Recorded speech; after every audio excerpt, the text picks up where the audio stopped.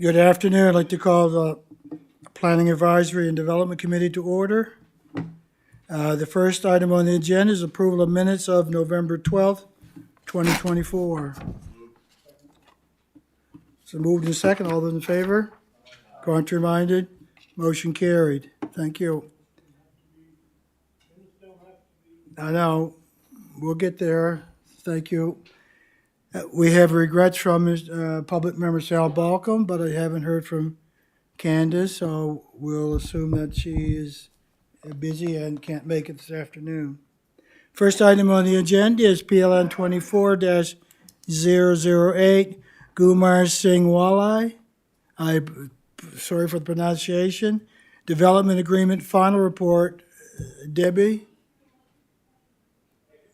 you can begin when you're ready. Thank you, Mr. Chair.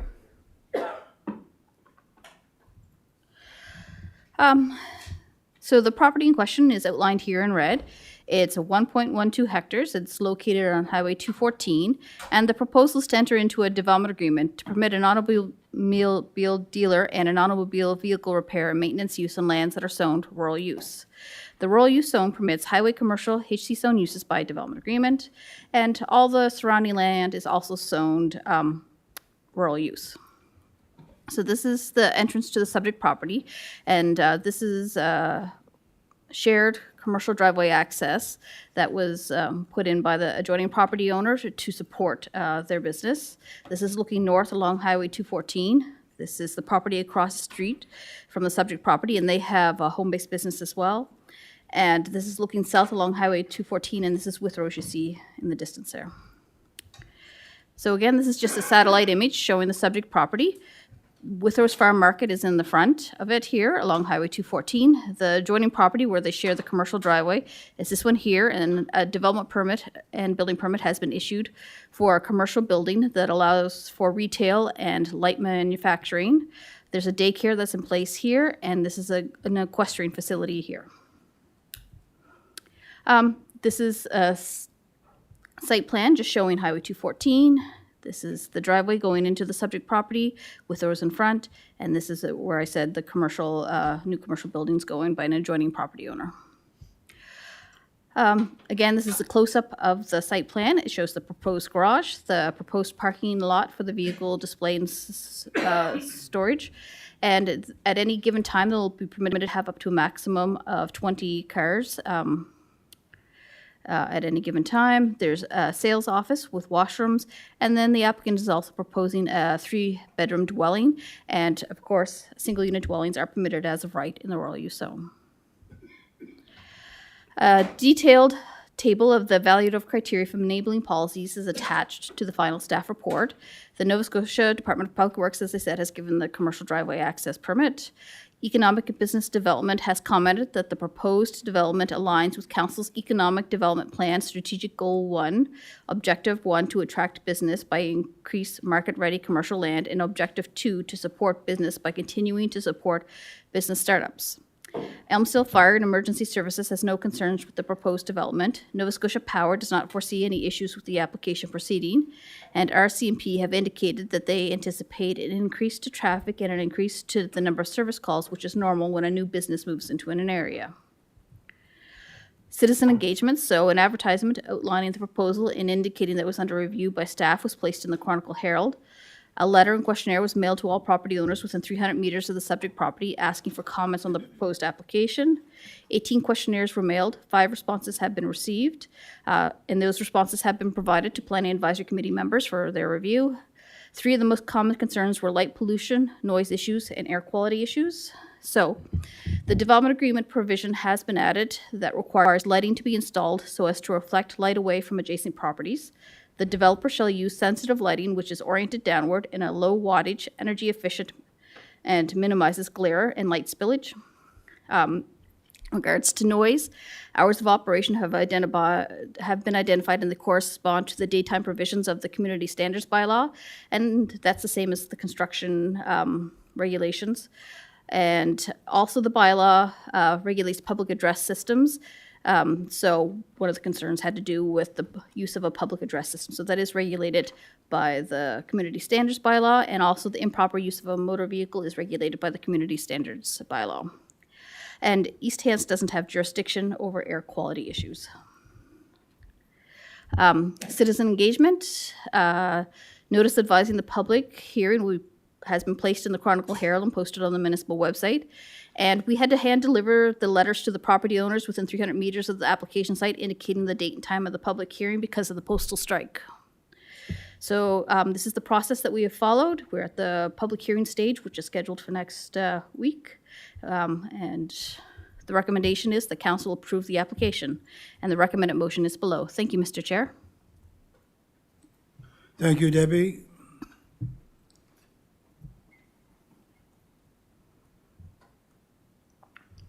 Nobody wishing to speak? What's your wish?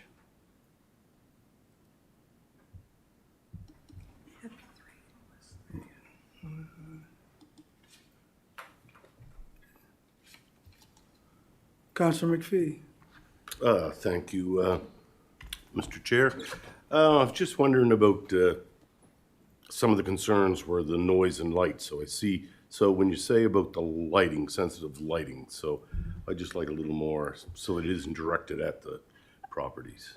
Through you, Mr. Chair, that's correct. We have a provision that we add to a lot of development agreements that talks about lighting, and even our land use bylaw has requirements that says that lighting shall go down directly and it shouldn't reflect onto your neighbors and stuff like that. So that's one of the things that we ask for, and have it low wattage, so it's not so bright that it lights up the sky and stuff. So we do add that to a lot of our development agreements. Okay, and I was thinking of the property in Enfield last year, I guess Yes. it was, that didn't want to see the neighbors have that same sort of problem where their lots are being lit up, because I know they want to move in the country, they want some kind of dark sky. Yes. Yeah, and also with the noise, how can a person mitigate the noise? So through the Community Standards Bylaw, what we have is if there's an unreasonable use of motor vehicles, I mean, we understand they'll be stopping, going, and starting of vehicles. But if somebody's doing donuts, for example, in the parking lot, or revving engines and stuff like that, which is outside of what you would typically expect for that business, then at that point in time, we could be involved through the use of the Community Standards Bylaw. There is a reporting mechanism that would have to be followed, but we can look into that. And also, there was the concerns with the public address system, and the Community Standards Bylaw does address public address systems and saying that basically they shouldn't be used because it disturbs the public, projecting the noise through the speakers and stuff like that over the. And I was thinking of any sudden sharp noises, because if it's an automobile, you beat on metal. Yeah. It's not probably going to be disturbing so much a car engine revving up as a sharp sudden noise, I think. So any noise that's related to the business would be acceptable. So, I mean, if there's sharp noises that are related to the business, that's acceptable. But I mean, if there's a continued noise that didn't relate to the actual business use, then at that point in time, somebody could put a complaint in. Okay, thank you. That's everything.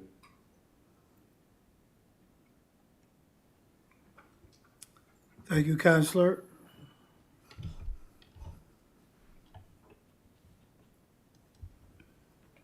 Councillor Musa. Thank you, Mr. Chair. Debbie, is there gonna be all three removed from the property, or it's gonna be buffer between them and the property, adjoining property? Through you, Mr. Chair. So, where are we here? So right now, the majority of the property on this side here is where the development is happening. The development requires a 5-meter vegetative buffer to be remain along this property line to help buffer out the equestrian use on the other side, to reduce any conflict there along that property line. Okay. And one more thing, in the RU zone, can you have a business without having a residential, or the residential have to come first? Through you, Mr. Chair, so one of the reasons why we want the development agreement route was, one, because you need it for the automobile sales and stuff. And two is that the service station or the garage, you could have a home-based one, but the applicant's not sure at what point in time he wants to build the house to go along with it. So that's why he's requested that the garage be as part of the development agreement. So that way it can be a standalone garage and not be related to the house, because the house may come after the business has been established. Thank you.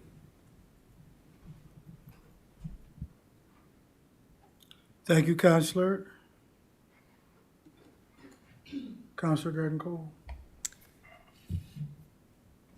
Thank you, Mr. Chair.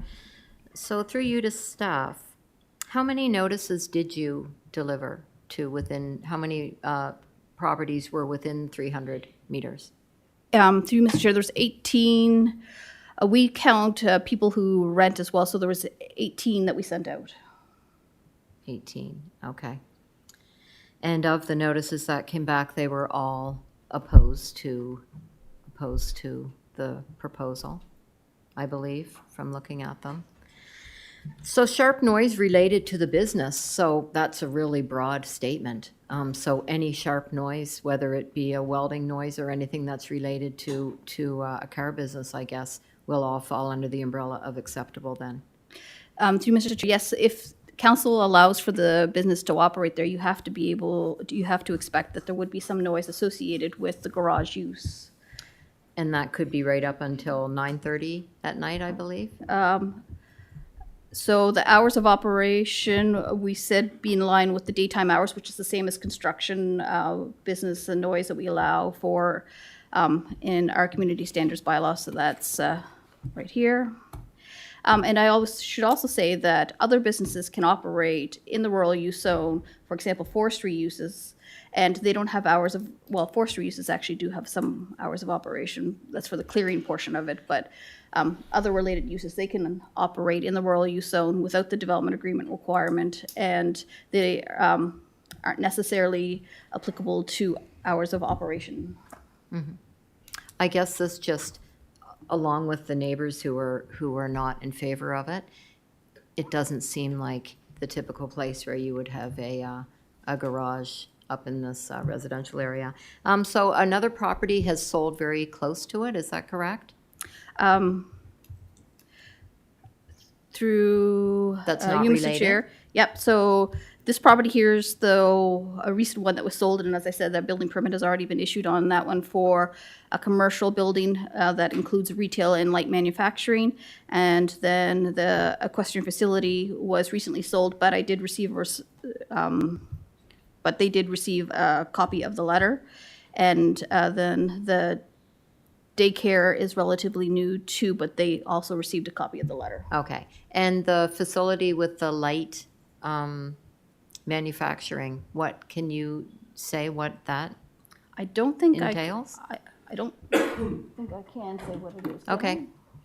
And there's another car-related business closer to Elmsdale on the same side of the road, is that correct? Through you, Mr. Chair. So there's actually a couple automobile vehicle repair places. So there's one that council approved a development agreement for down on Thomas Street. The council approved a development agreement there a The few years entrance? ago. Yeah. Yeah, and that was for the used car dealer as well. And so there's that one, and then there's another one that's closer to Elmsdale, and then again, just up here on the corner, there's the used car sales there as well. Okay, and this one is, the difference is this one is actually servicing. This will be more of servicing vehicles? The one on Thomas Street was servicing as well. Okay, I see. Okay, that's it for me, thank you. Thank you, Counselor.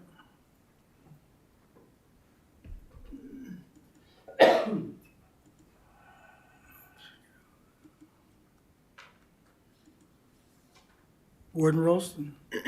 Thank you. Just a question, like the noise component, anything outside of what is regular use will be controlled by the community standards bylaw. Yes. What about, at some dealerships and things, you see these big inflatable things and then the things run all the time, and I don't know how noisy those things are. Is that something we could address in the development agreement, hours-wise or anything? So I checked with our development officers and just to see if they would be considered as part of signage. And basically, unless they were advertising something, so unless it said the company's name and such, then they wouldn't consider a signage. However, you could add it into the development agreement if you wanted to say the no inflatable, I don't know what you'd call them.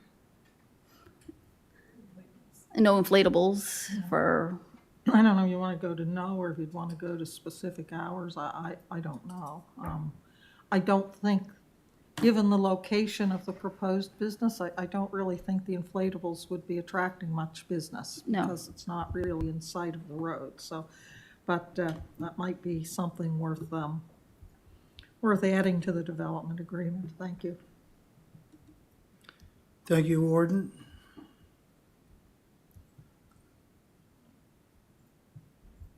Nobody left to speak? We have a motion on the floor?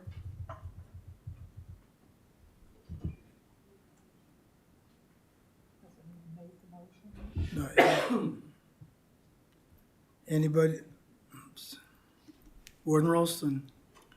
I move the Planning Advisory Committee recommends that council give final consideration and approve entering into a development agreement for an automobile dealer and automobile vehicle repair and maintenance use located on property identified as PID 454-31129, Highway 214, Balnan, within 1 year of council's approval.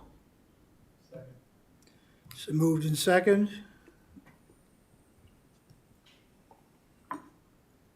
Looking for the question? Question be called, we'll go to the vote.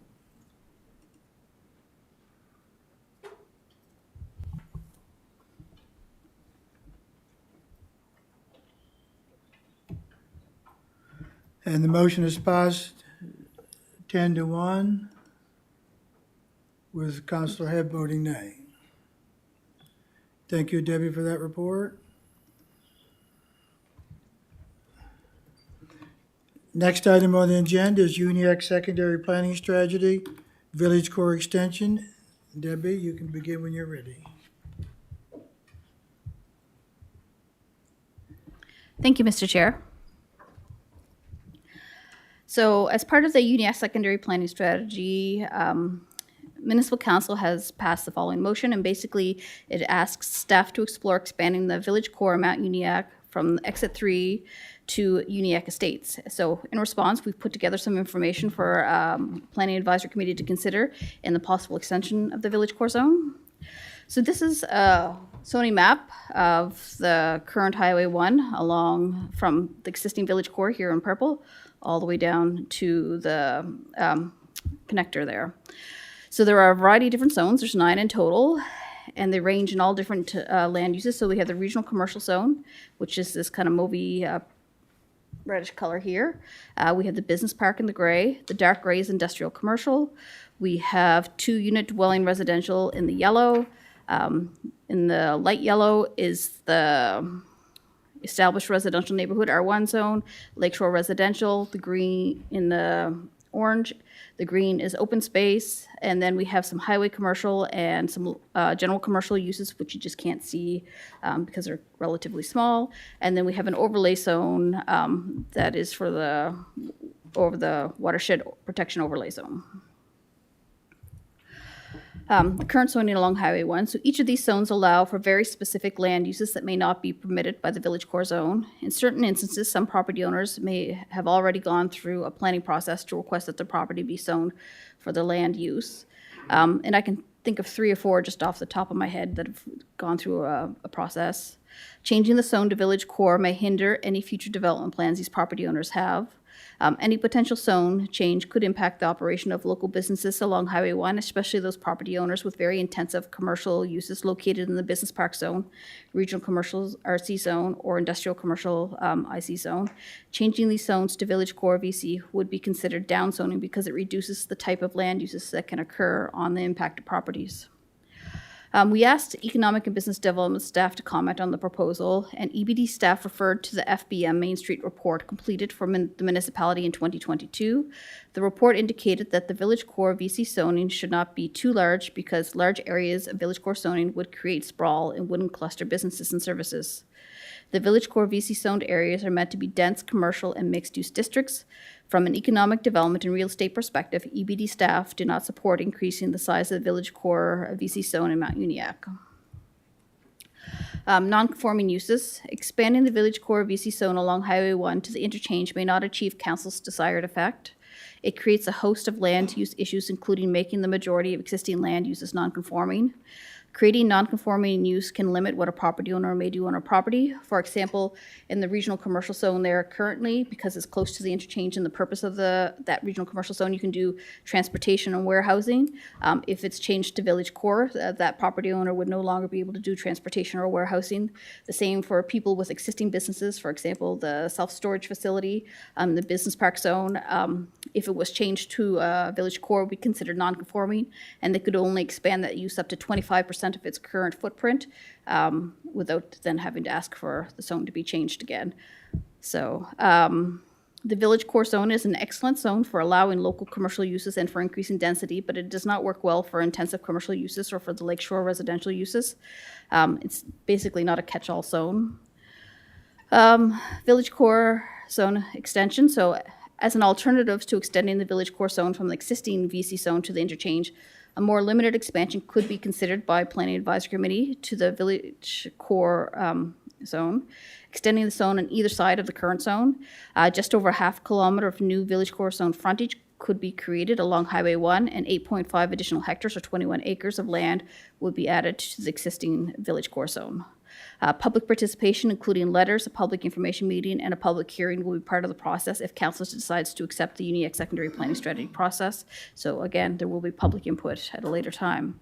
So this is the Village Core zone possible extension. This is the original, what's currently there, existing zoning map. And this is if you extended it up, that would be the extra Village Core zoning. And we stopped here because this person here had actually requested that the land be zoned for R1 purposes at one point in time. This is on the south end of the current existing Village Core zone, so this is the original. And again, this is the alternative where you can go down to Pence Lake Drive. So in conclusion, although extending the Village Core zone from the existing Village Core zone to the interchange is not recommended due to the potential of creating land use conflicts and downzoning existing properties, an option has been prepared to increase the size of the zone. As shown on the proposed zoning maps, the increase in the Village Core size would allow additional properties on both the north and south end of the existing Village Core zone to be upzoned, allowing for additional local commercial uses and potential of multiple unit development. So we have three alternatives in relation to the motion. So one is to extend the Village Core zone on either side of the current zone, as we just showed on the proposed zoning maps. Two is proceed with council's original motion and change the zoning of properties with frontage on Highway 1 from the existing Village Core zone to the Highway 101 interchange to the Village Core VC designation and zone. And three is do not extend the Village Core zoning. And staff's recommendation is basically not to extend that Village Core zoning. And that doesn't stop anybody in the future. If they wanted to take out an application, they could do that themselves as well. Recommended motion is below, and then we have the alternative motion as well. Thank you, Mr. Chair. Thank you, Debbie. Councilor Perry. Thank you, Mr. Chair. I brought this motion forward because in that area, there are a number of people who would like to have a business with mixed use. Right now, you are unable to have a business and have an apartment above your business or do anything along that corridor through Mount Uniacke. And they want that for a number of reasons. I've even been approached by people in the business park that would like to see the ability for them to put an apartment or two above their business for on-site security and to help with housing because they're having a difficulty finding housing for their employees and transportation out to our business park and in the area. So when I brought this forward, it was because there is no current zone that can be put in Mount Uniacke that allows for mixed use and along Highway 1 other than the Village Core, right? Because there was no other identifiable zone that would allow that. So if staff is recommending that this isn't the appropriate zone, then I would like to see, like we did when we were doing the zoning of the on-planned area, and look at a zone and look at something that would be useful. Because there are people out there that would like to have a business and would like to have a business on the bottom floor, and either them live above it or have the ability to have some of their employees live above it as well, because on-site security in the rural area is a difficulty. And the problem is, for a lot of this stuff, you can do it as of right in the RU2 zone. But in an area that's developing and people want to do it, they're not allowed. They can't do it under the current zoning. I firmly believe in planning, and I believe the way planning works is you hit the 85% and you have to drill down to get to what works for the people in the area. And the current zoning, if you look at the size of the lots of the highway commercial, you cannot build anything on them unless you buy out 4 or 5 houses, right? It looks good on an overlay, but the actual size of the lots by the highway, they're single-family homes for a lot of them.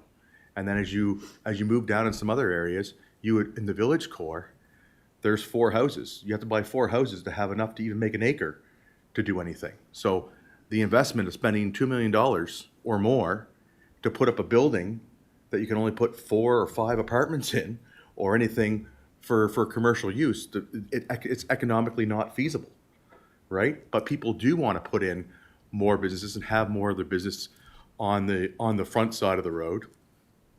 But right now in the community, that's not possible. And if you talk about a village core, the most heavily used area is right by Mill Road and Westlake Avenue, where Eddie's Variety is, which is our local grocery store, liquor store, and across the road there's another restaurant, and then there's a computer repair shop. That is the most economic dense area of Mount Uniacke outside of the business park.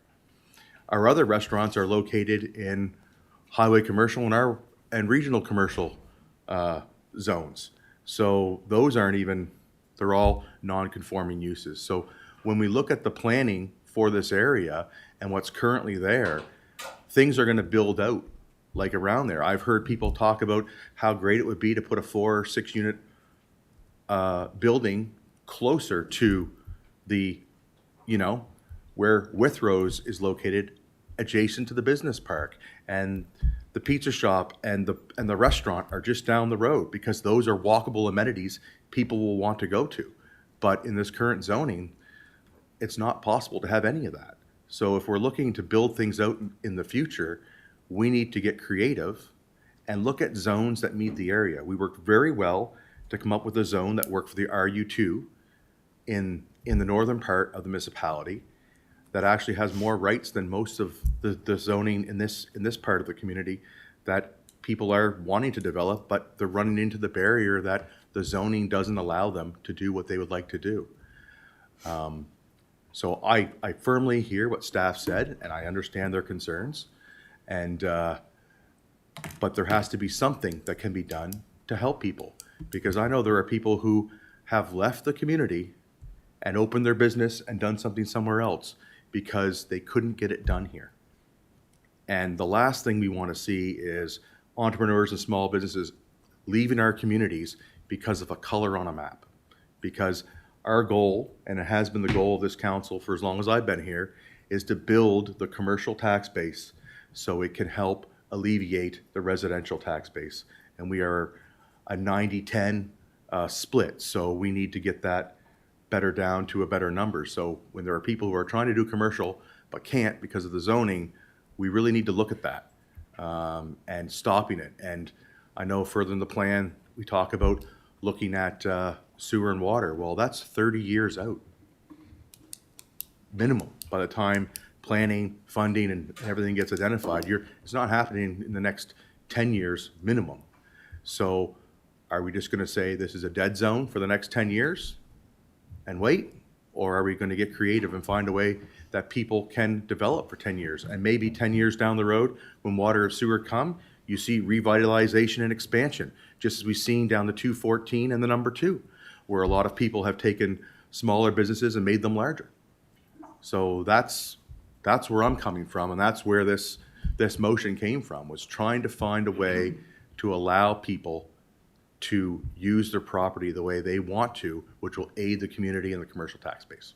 Thank you. Thank you, Counselor.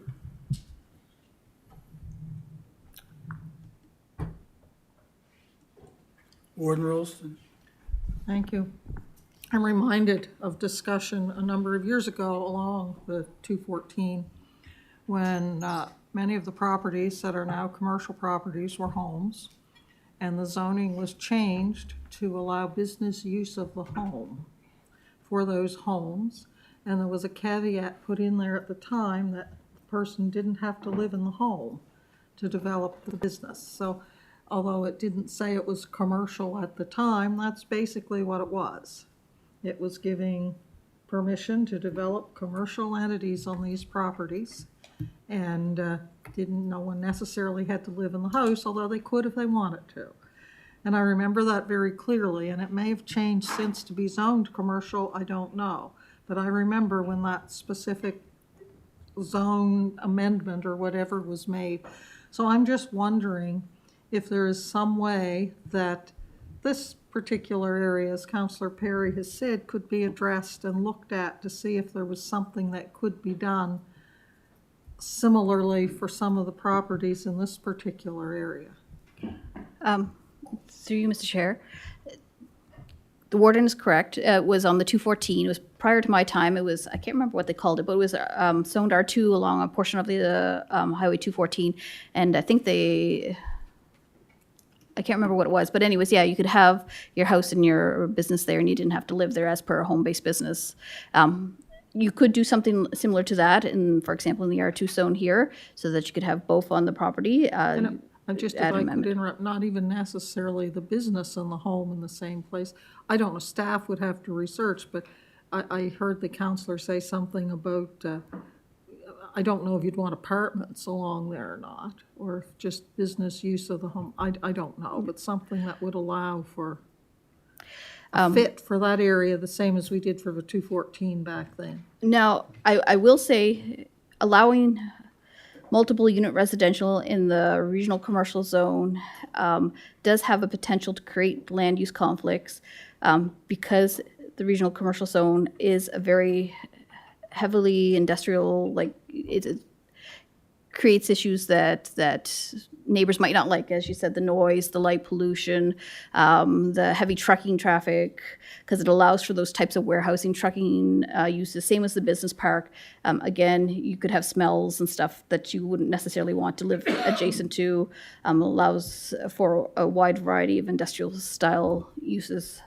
So that's something to take into consideration. Also, there's an existing motion already from council recommending that the regional commercial zone be extended to these properties here in the back. So I guess you'd have to give me some direction whether you still want to proceed with changing that to regional commercial as well, if you're going to change this to village core, just to clarify that. But in this area here, I'm sure we could look at adding a provision. John's nodding. Yeah, but, that might be a compromise. I don't know what the councilors of the area think, but it worked well for the transitional period along the Highway 214 at that time. I was I will confess, a little puzzled about the whole thing as to why we were allowing businesses in these residential zones, but we weren't requiring residents to live in these residential zones, why we didn't just do it. But it did work out fairly well without a lot of disruption. And it allowed people that wanted to stay in their homes the way they were there to do so, and it allowed people who wanted to do some type of a commercial business out of their property to do that too. So I just throw that out there as something perhaps that could be considered. Thank you. Thank you, Warden. I'll let the director weigh in. Just a minute, John. Thank you, Mr. Chair. Yeah, the 214 was interesting. I think that was even before my time, but I do know it was done because there was a desire to both do commercial development But a number of existing residents also didn't want larger scale developments, commercial developments, so this was a compromise that was reached. You know, we allowed home-based businesses, but you didn't have to live there. And the reason we did that is you know, a home-based business by its nature is a smaller scale. So that was done there. With respect to the comment about you know, it's more permissive in the RU2 zone than it is here, and that's true. I would say to that there's much more development interest and pressure in the Mount Uniacke area. That's why you have more complicated zoning. So I think that's not to not be expected. And one thing I would say about commercial zoning along this entire stretch, or the potential for doing that, is that in every plan review I've been a part of here, what we've heard from folks in the Mount Uniacke area with respect to Highway 1 and the corridor with respect to Highway 2 is that they didn't want the Sackville Drive-ization of these routes.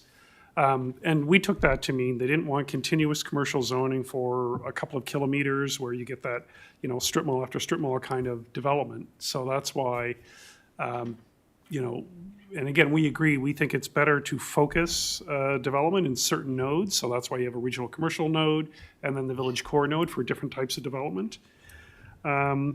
And there is the option to do mixed-use development in that village core. That's the whole point of it. And you do see an option in this report to extend that somewhat, not obviously along the entire stretch of Highway 1, but to, you know, both north and south. There are areas that could accommodate additional village core development. One thing I think we have talked about in the past that might help with some of this would just be a standard, a smaller lot size permissible in some of these zones. And that's, you know, we have to balance that with subdivision regulations where we've got on-site services, but I think that might be a way to get to some higher density in some of this area as well. Yeah.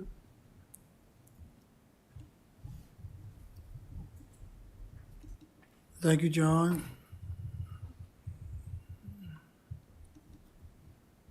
Council Musa. Thank you, Mr. Chair. I think Council Perry have catch most of it, but when staff say that the village cordon is not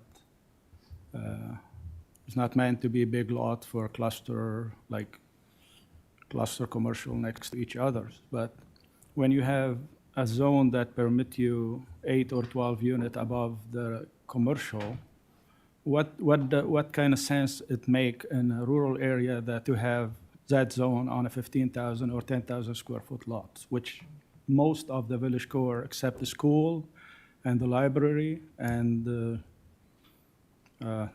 ex-church now, thanks God, somebody took it because it was useless and they put a vet clinic there. And I don't see any benefit to have a zone that permit 8 units, up to 12 units by development agreement on a 10 or 15,000 square foot. Well, I can tell you, I have property across street from the business park, and I was approached by a business from the business park that need to move, and I was told it's not appropriate because they have to be living in the place. So I have 2.4 acre. That's all I could do is a duplex on it.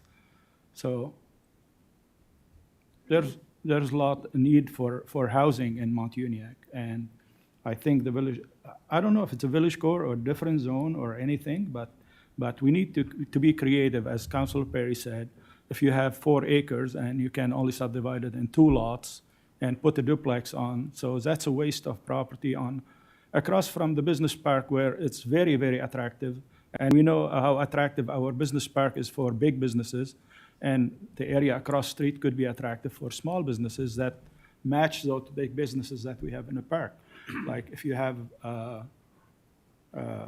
countertop places, you could have something across street that sell accessory for those stuff. Like it could be very attractive for small businesses too.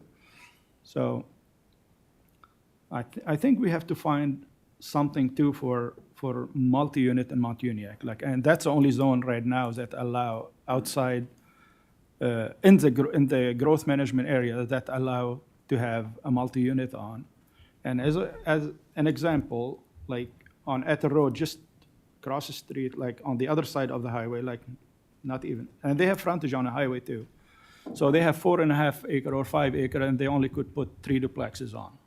And that's an investor that put 3 duplexes to rent them. So if he's allowed to put a multi-unit there, what we could have to benefit our area, like we could have probably 2 12 units or something like that. I don't know, but the planning have to be creative to allow us to grow too. Like it's growing, and all we need is to be creative. Thank you.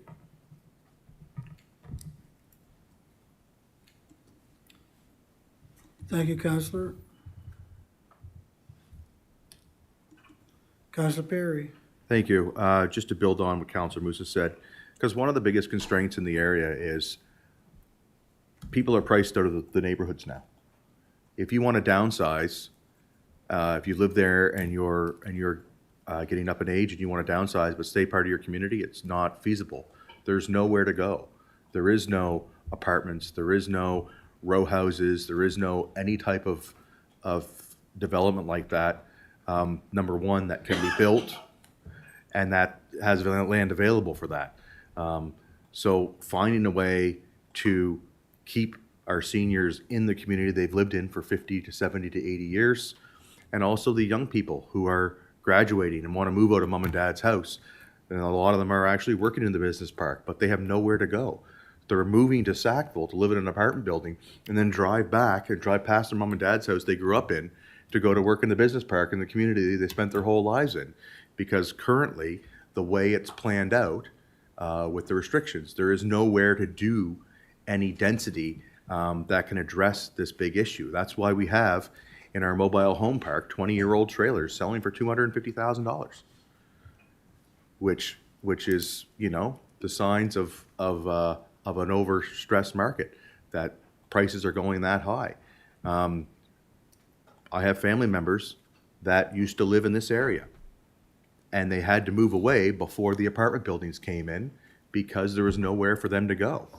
And a couple of them actually moved back since apartment buildings came because they left Dartmouth and they said, I can go back to where I spent the majority of my life. And they moved back to Enfield, Elmsdale area. So that's the other thing. It's the sense of community. So like, I just put this motion forward for Village Core because that was the only zone that allowed the things that I look at saying are lacking in the community. I am very much open, and thank you, Warden, for putting forward about how some of the other zones were tweaked. So I'm gonna put a different motion forward because there's no motions on the floor right now. Nobody's as moved a yet. motion. So I'm gonna move that planning staff as part of the continuing process of the Mount Uniacke, what's it called? Secondary planning strategy, propose a zone that would allow for mixed use and multi-unit residential within the Mount Uniacke growth management area that would be sufficient and meet the intent moving forward. Is that enough for? Through you, Mr. Chair, not really. What is that zone going to replace? Are you looking to replace your regional commercial zone, your business park zone, Well- your R2 zone that's existing there? So it would be, once we know what the new zone or what your proposal is for that zone, we then could look and see where it would have the best fit. But I can't just say blanket, it's going to replace the commercial zone and replace this, because that's the issue that we have right now, is everything's been blanketed. And rather than looking at where it makes the most sense, because it's not all the R2 zone that needs to be replaced. It might be a certain section across in the business park. But until we know what the permissions of this possible new zone could be, we really can't say where it would fit best. Through you, Mr. Chair, we already have a zone that allows for both commercial and density, and that's the village core zone. And the size of the village core zone is based on what you need for a septic system. So you can go up to 12 units as of right, and possibly even 16 come the new year, depending on what council decides with the HAF funding requirements. And so really, it's up to the septic system. If somebody wanted to apply for a use that allowed for these additional developments or additional dwelling units, they could do so. anytime they want. No, nothing's stopping anybody from coming in and applying for a zone change or applying for a different use. We can work with residents if they want to go through that process. But we also need to know what kind of commercial uses are you looking at doing? A blanket commercial use is not, it's not practical everywheres. Absolutely. So we have one that has local commercial uses. We have the regional commercial zone that has more highway-related uses where it's very kind of trucking, transportation, gas stations, those types of uses. Then we have the business park, which is industrial development where you're looking at manufacturing, heavy equipment, laydown areas, that type of uses. And then you have your residential uses where, again, the size of the lot is really dependent on what you can get with a septic system. And through the housing strategy that John's currently working on, there is a proposal, as Councillor Musa is aware, to reduce the size of some of those lots to hopefully, as long as you can get septic approval, to get smaller lots. Because there's as part of no, that. there's no R3 zoning in the whole area of the GMA, Mount No. Uniacke. No, you're correct, there isn't.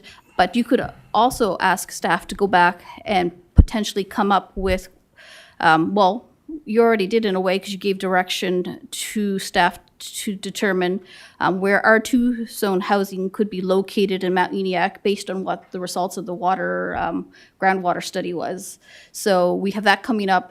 I'm sorry, it's been delayed, unfortunately, due to the consultant, but that'll be coming in February, the results of the water intake over groundwater study.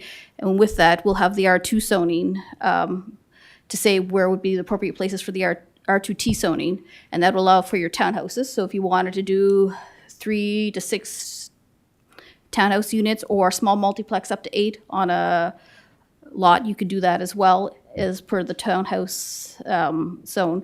We just don't know where that location is yet because we don't have the results of the water intake, not the water intake, I keep saying, sorry, the wrong words, the groundwater study.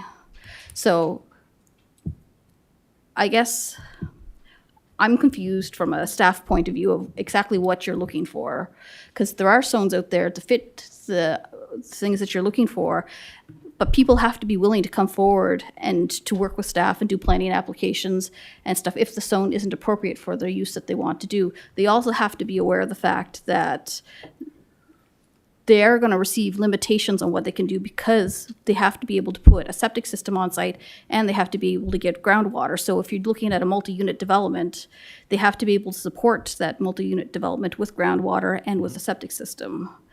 But we're willing to work with anybody that comes forward to help them achieve what they're Yeah. looking to do. But the problem is right now, because there is nothing there that's currently zoned, developers aren't looking to come forward to try and start something. You know, like when you open up a zone, developers come and get into that zone. The first one comes in, and then other ones might come in and ask for development agreements later. But right now in the development community, there's no multi-unit development in Mount Uniacke. That's what it is. And the first person coming in, you know exactly what's going to happen, right? You're going to have some people that will have the NIMBYism that we see at a lot of places, not in my backyard. And then as soon as something happens, like people oppose the business park, and now everybody loves the business park.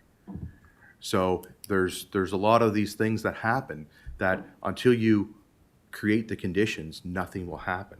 So I use the village core zone because, like you said, that allows it.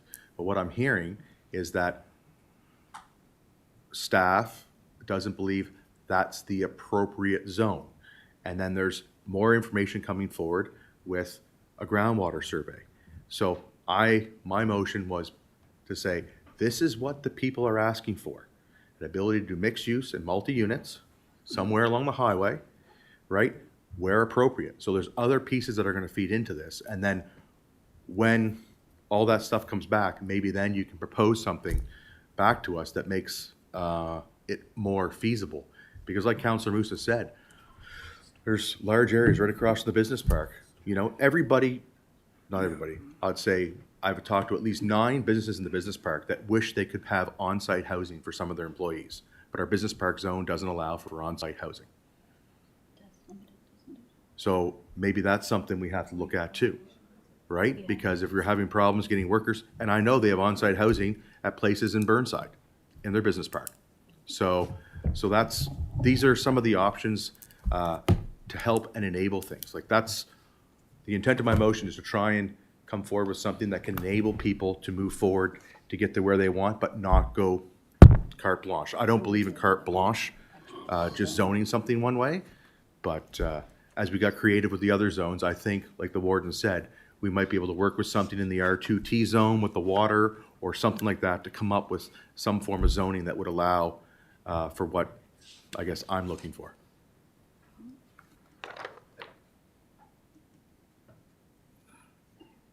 Thank you, Counselor. I'm going to go to the director.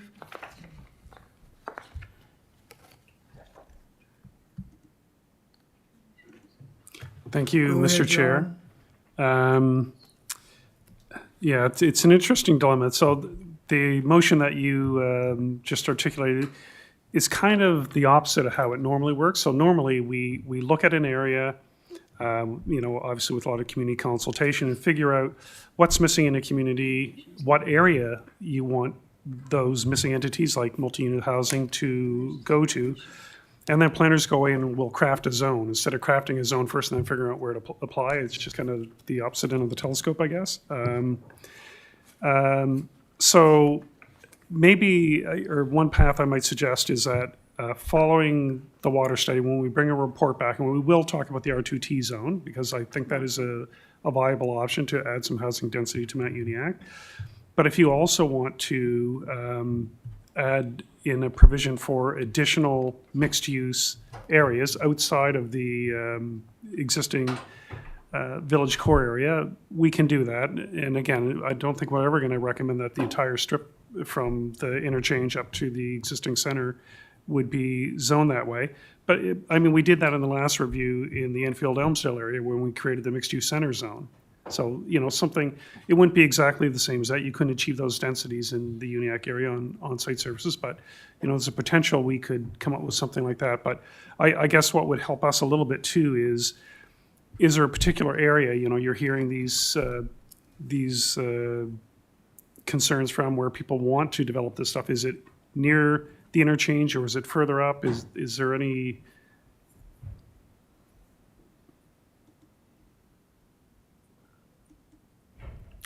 So I'm hearing basically from Big E's Pub, right up in front of the business park, right past Withrose, that type of area. And also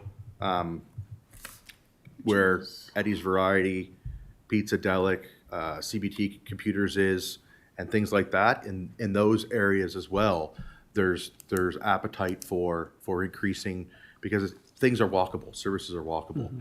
And then as some of the other commercial stuff builds out that's already on the docket for Mount Uniacke, especially if you're just past Big E's Pub, well, it's a short walk to the new plaza that's going in down there, which will have multiple services. Mm-hmm. In the business park, we currently have hairdressers and everything else that are there. So that area has your hairdressers, your restaurants and other services and amenities there. Aesthetics and massage therapy and all that stuff are all located kind of in that area, which would make sense for density to be there. Because we've seen already the village core area has been in place for a while around the fire hall and the post office and stuff, but there's no land big enough or anybody to come in there to build anything of any density in that area, just because of the shape of the land and being, we own a large park space, the Uniacke House is a large park space, the school takes up a large part of that zone. So there's not really a whole lot to be densified in that area, but down where we're having a lot of the commercial growth, the density close enough to where the work center is, which is the business park. Okay, that's helpful. Thank you, Mr. Chair. Thank you, John.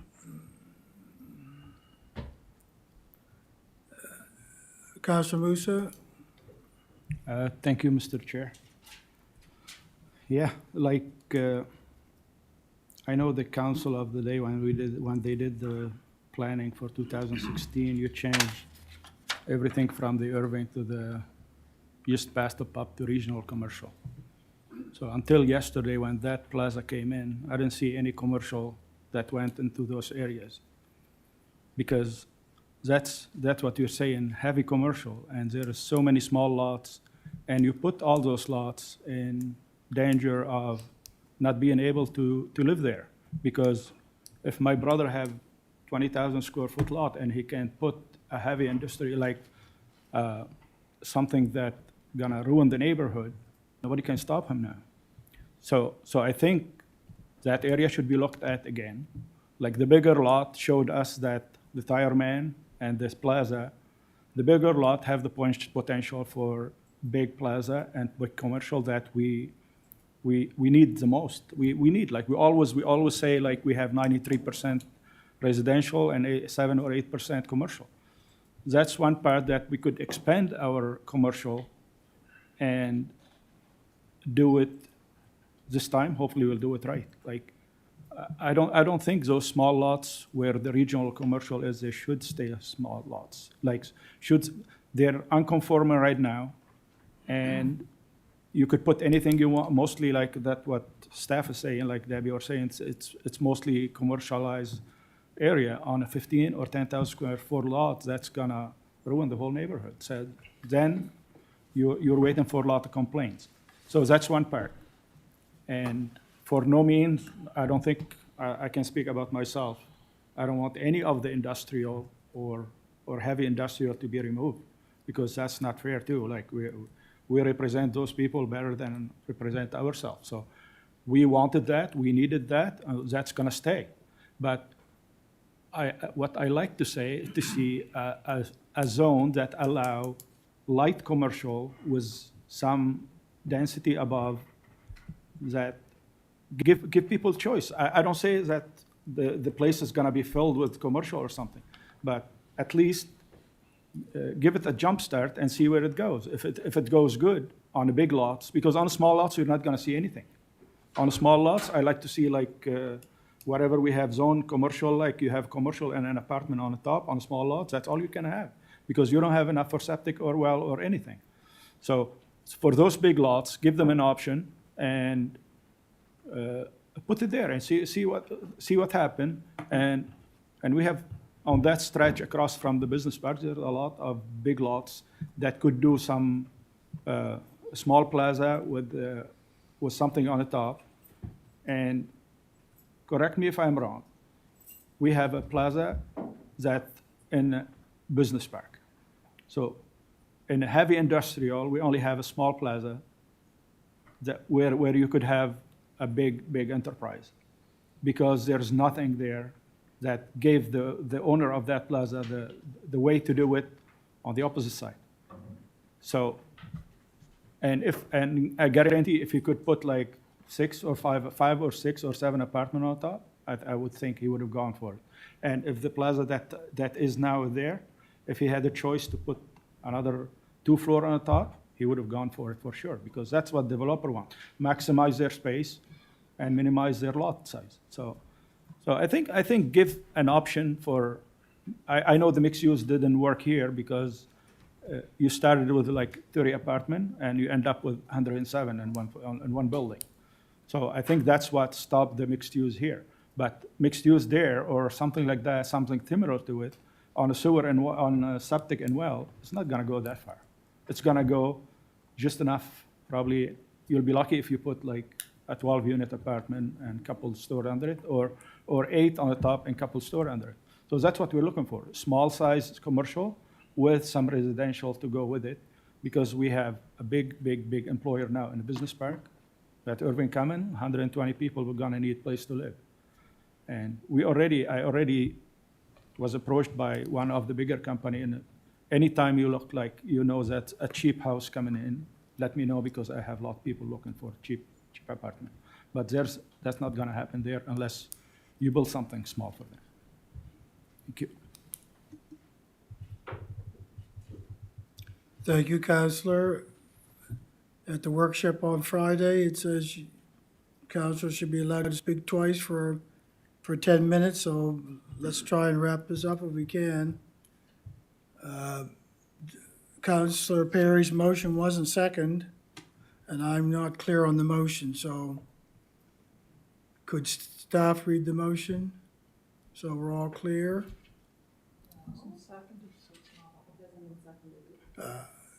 Councilor Moose, did you second the motion? Okay. Okay, so we'll finish off. The last person wishing to speak is Warden Rolston. Thank you. Well, hearing the discussion, I'm thinking what we need is to come to a motion that satisfies, that staff understand that reflect what we would like to see them come back with. So I don't know, I'm just gonna try this and ask if it would be appropriate to request staff as part of this study to look at possible zoning in parts of the R1 and R2, current R1 and R2 zones along there, parts of where we might appropriately establish some kind of a zone that would allow more mixed use and multi-unit. Bearing in mind the discussion today, would that work?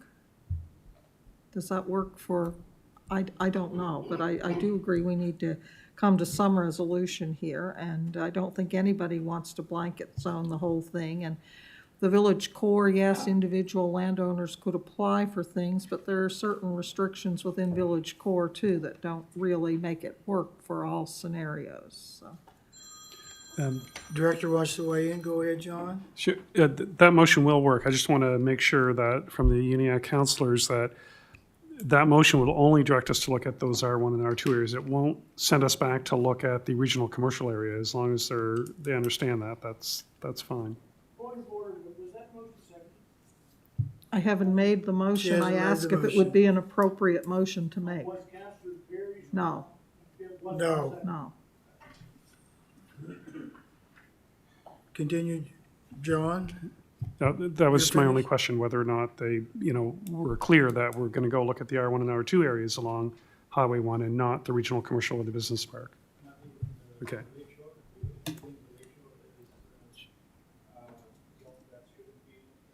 We're happy with that because Lakeshore have its own, I don't know the word. but Yeah, protection, yeah.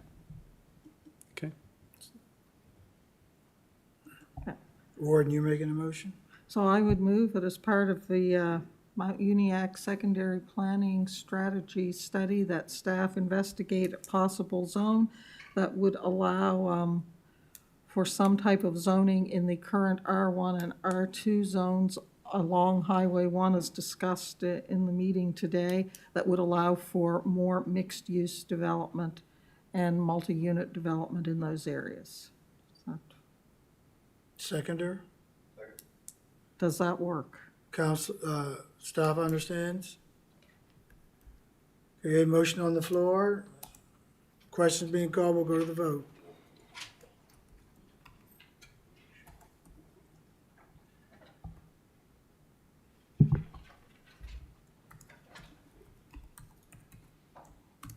And the motion is passed 10-1 with Councilor McPhee voting nay. Thank you, Debbie, and staff for that presentation and answering of all the questions. Next item on the agenda is the subdivision bylaw amendment, second report. Leanne Martin, you can begin when you're ready.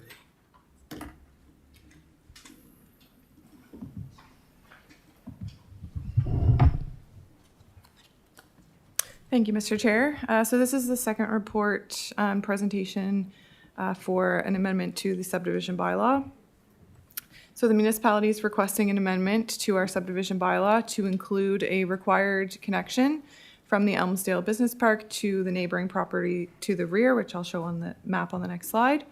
So this connection is proposed to come from Park Road and connect through to PID 452-48192 to require any future development of these lands to have a connection through to Park Road. So this is the connection, the proposed connection here in red. The green ones are already existing within the future connections map in the subdivision bylaw, so it would connect from Park Road back to this property to the rear. For policy analysis, so staff will refer to our municipal planning strategy policies when reviewing the proposed amendment to the subdivision bylaw. A public information meeting is required for standalone amendments to the subdivision bylaw as per the Municipal Government Act. And council's decision on this application is not appealable to the Nova Scotia Utility and Review Board. And as part of the review process, planning staff did receive comments from Nova Scotia Public Works regarding the location of the proposed connection, and they did not have any concerns with its location. For citizen engagement, so there was an advertisement in the Chronicle Herald in July of this year indicating that the proposal was under review. And as mentioned, we did have a public information meeting to hear input from the community. So a letter was mailed to all the property owners within 300 meters of that subject property. And there was one member of the public that attended the meeting, and they were representing the affected property. And moving forward, a letter and questionnaire would be mailed again to those residents requesting further comment on the application. So lastly, we will continue to review the proposal to amend the subdivision bylaw to include that connection. And in terms of the process, we are at the first reading stage as well as the questionnaire stage. And the recommendation is that Planning Advisory Committee recommend that council give first reading and authorize a public hearing. Thank you, Mr. Chair. Thank you, Leanne. First up, wishing to speak, Warden Ralston. Thank you. Just a clarification question. I'm just wondering if the motion should not have a PID number or something in there indicating where that connection is to be made. Like the motion itself does not identify what property we want to connect to Park Road. You could It doesn't add one. reference. I just wonder if there shouldn't be some identifying language in there, that's all, thank you. Thank you, Warden. Any comments, staff? Go ahead, John. To you, Mr. Chair, I mean, you could either do that, or if you wanted to be more clear, you could just say as per the amended map, that the amended required connections map. I'm just thinking someone looking at this, what are they talking about?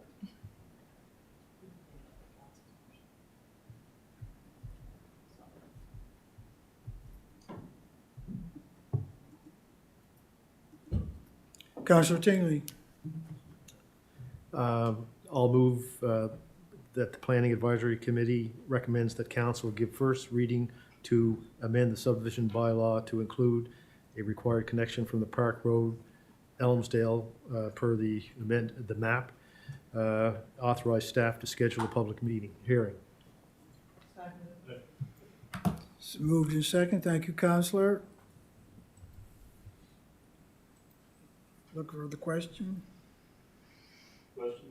Question being called.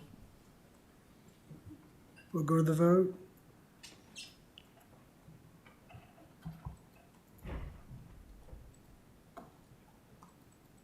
And the motion is passed unanimously.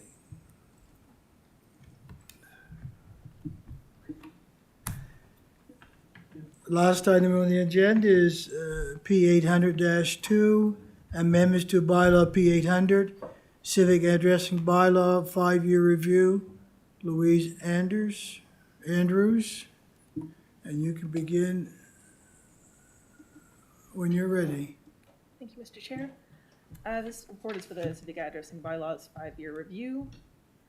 As part of the 5-year review of the civic addressing bylaw, staff have reviewed Schedule A of the bylaw and have recommended amendments. Schedule A of the civic addressing bylaw contains general principles and guidelines for a civic addressing coordinator to determine what is an acceptable public street or private road name. Staff recommend an amendment to Schedule A to provide additional criteria that would prevent an offensive or distasteful name from being approved. The current Schedule A of the civic addressing bylaw contains the following guidelines for naming public streets and private roads. No name shall be duplicated, including similar names that are differentiated by street type. No street name shall sound like an existing name. No street name shall contain numbers, special characters, decimals, hyphens, apostrophes, periods, or punctuations of any kind. No street name shall incorporate product, trademark, or copyright names. Street name should be limited to 24 characters. There are no guidelines included in Schedule A that the name of a public. Sorry, thank you. There are no guidelines included in Schedule A that the name of a public street or private road should be inoffensive to the public. Without an amendment, there is no mechanism to reject a submitted name that may be considered to be inappropriate. Staff have not been in a position where a name that could be viewed as inappropriate has been submitted for consideration. The amendment is recommended in order to mitigate the possibility of such a situation.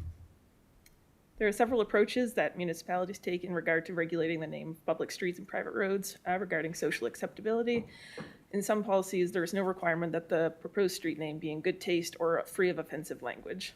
The provincial road naming policy, as well as Pictou County and Antigonish County road naming policies, include the guideline that a submitted name be in good taste. The municipality of the District of Yarmouth street naming policy includes the guideline to not be offensive to the public and or pose a safety concern. The Town of Niagara-on-the-Lake's municipal street naming policy goes into greater detail. The policy section, Names to Avoid, has the following criteria.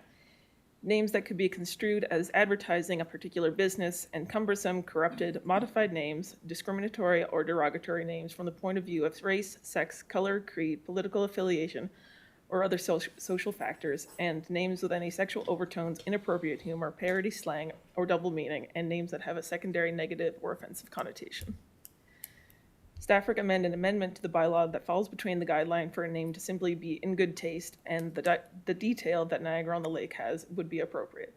Staff also recommend a guideline that will align Schedule A with Parks, Recreation, and Culture's guidelines for naming public parks under their parks naming policy. The amendment proposed is to add the text shown below. So that would be A6 and 7. No street name shall be discriminatory, derogatory, or have a negative or offensive connotation. No street name shall be a personal name, such as a combination of a given name and a surname. Staff have also noted an error in subsection 8.1.c of the civic addressing bylaw, where it references subsection 8.1.2. That section does not exist and should be notated as subsection 8.1.b. In conclusion, the staff recommended amending Schedule A of the civic addressing bylaw to provide additional guidelines for public street and private road naming. The amendment will provide additional criteria for the civic addressing coordinator in determining whether to accept or reject a proposed public street or private road name, and to prevent an offensive name from being approved. The amendment will also align the civic addressing bylaw's naming guidelines with Park Recreation and Culture's guidelines for naming public parks. And staff proposed to amend a numbering reference in subsection 8.1.c to refer to the correct subsection 8.1.b. And the recommendation is that first reading be given to bylaw P800-2, civic addressing bylaw, a bylaw to amend bylaw P800, civic addressing bylaw. Thank you, Mr. Chair. Thank you, Louise. First up to speak, Council Perry. Thank you, Mr. Chair. Through you to staff. In the criteria here, A3, no punctuation or special characters of any kind. That could be considered discriminatory in a francophone spelling of a name or anything like that, as well as part of Truth and Reconciliation. We would not be allowed to use any of the Mi'kmaq terms because Mi'kmaq has apostrophes and characters in it. So we would now be not allowing those names to be used as our streets. And so for that reason, I cannot support this amendment because we need to be inclusive in our street naming, not not inclusive. We need to work towards allowing those names to be in there. I understand everything else, but this is just anglicizing everything, and it does not make it open and transparent for everybody. Thank you, Councillor.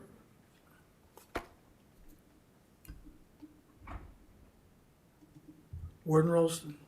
Thank you. I had not thought of that, but I would agree with Councillor Perry's comments.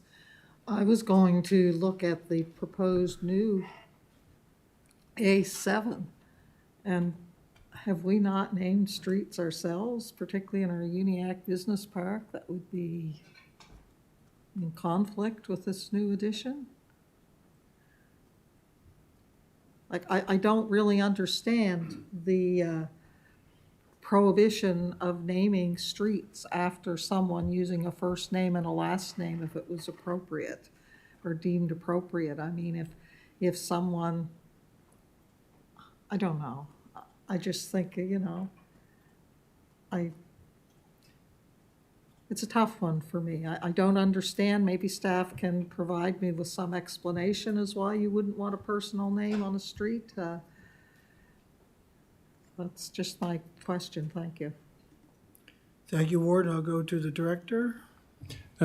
Thank you, Mr. Chair. Well, first of all, I would say like those A1 through A5, those exist now in your bylaws, so we're not proposing to change those. And if I'm not mistaken, those actually came from the provincial civic addressing guidelines. That's where those would have originated. And I don't think there's been a move at the province at this point, I guess, to alter the one where you talk about special characters and so on. And again, yes, the councilor's absolutely right. It is sort of an anglicization of everything, but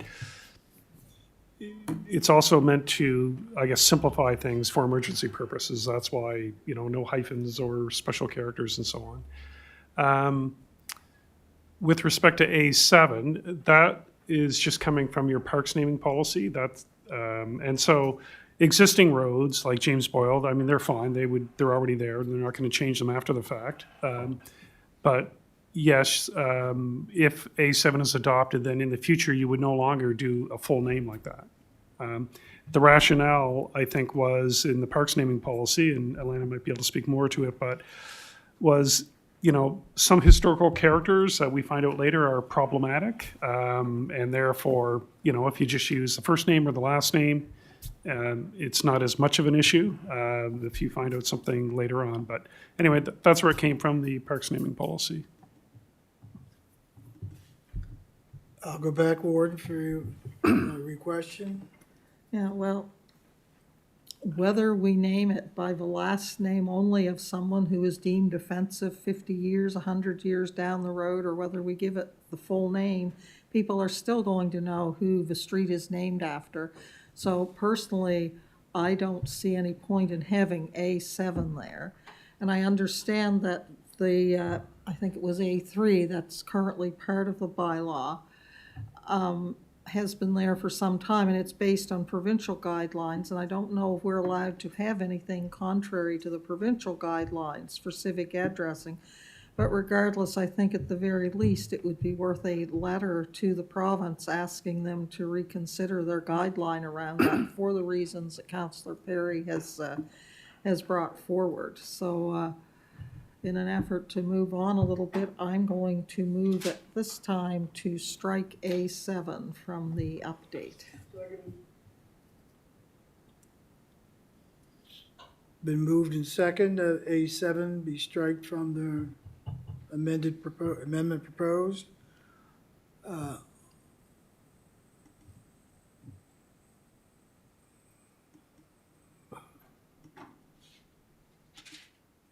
On before the motion. Councilor Rhino, you wish to speak? I'm going to build on the ordinance thing. I'll support the amendment if it goes. Who's to say down the road, we want to have Walter Tingley Avenue, Michael Perry Boulevard, anything like that. That prohibits it. We could come up with another Sidney Crosby in this area, and we wish to honor that person by naming a road after them. I.e., we could have Wyatt Sanford Way. So by leaving that in like that, that really puts a damper on to recognizing special people who have contributed to their areas or to the municipality. So that's what I say. So you can take it from that, Michael Perry and Walter Tingley, you've contributed to your area. So thank you very much. Thank you, Councilor. Councilor Marion. Thank you. Not to beat the horse, so to speak, but, I'm just thinking Rene Levesque Boulevard, John Savage Avenue, I think it is. I mean, I think when we're naming streets, the historical significance is important. And, there's certainly lots of precedents across, Canada and I'm sure elsewhere, for using given names, and that's something that jumped out at me. So I would certainly be supportive of that amendment as well. Thank you. Thank you, Councillor. CAO, which is to comment. I have a couple of comments, one around the naming. Keep in mind, councillors, that you as a council may want to name something Walter Tingley Avenue after the wonderful Walter Tingley. However, people are coming in suggesting these names. So these aren't necessarily people that you are choosing to name a street after. They are people who are developers who are coming in here to name a street. And Louise's job is to look at your policies and say whether she agrees with that name or not. So person X may or may not be known to us. Their credibility and their personal lives and all of their history may or may not be known to us.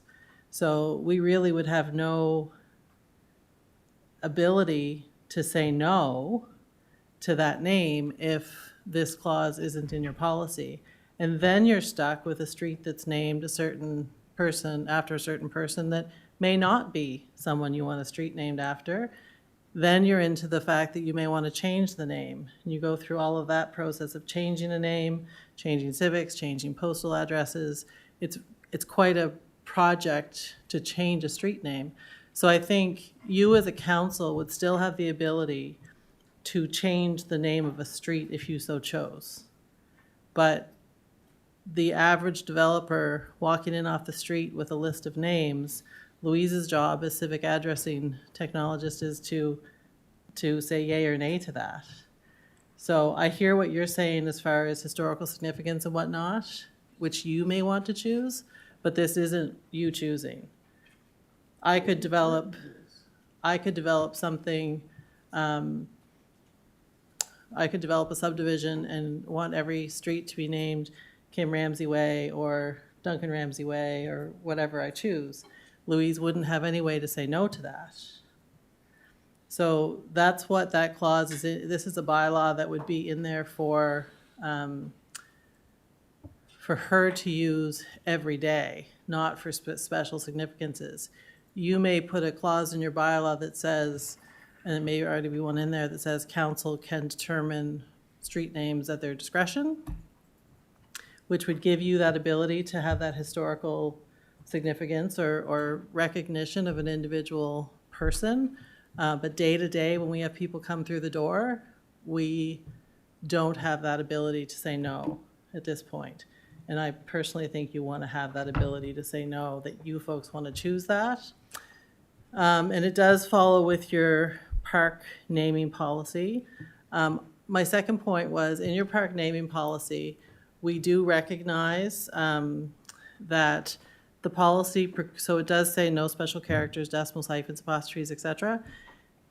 In the policy, it does say that we recognize that this policy precludes the use of many Mi'kmaq names, and therefore the incorporation of these names for park naming recommendation purposes shall be at the discretion of the Department of Parks, Recreation, and Culture staff. So we do recognize that in the park naming bylaw, and we can certainly work to put wording in there in this bylaw. I think if that's something council wants us to do, we will have to check with the province to make sure there's nothing that precludes us from doing that in provincial regulation, but we can have that discussion with them and bring that back to council before this gets read on at council, if you like.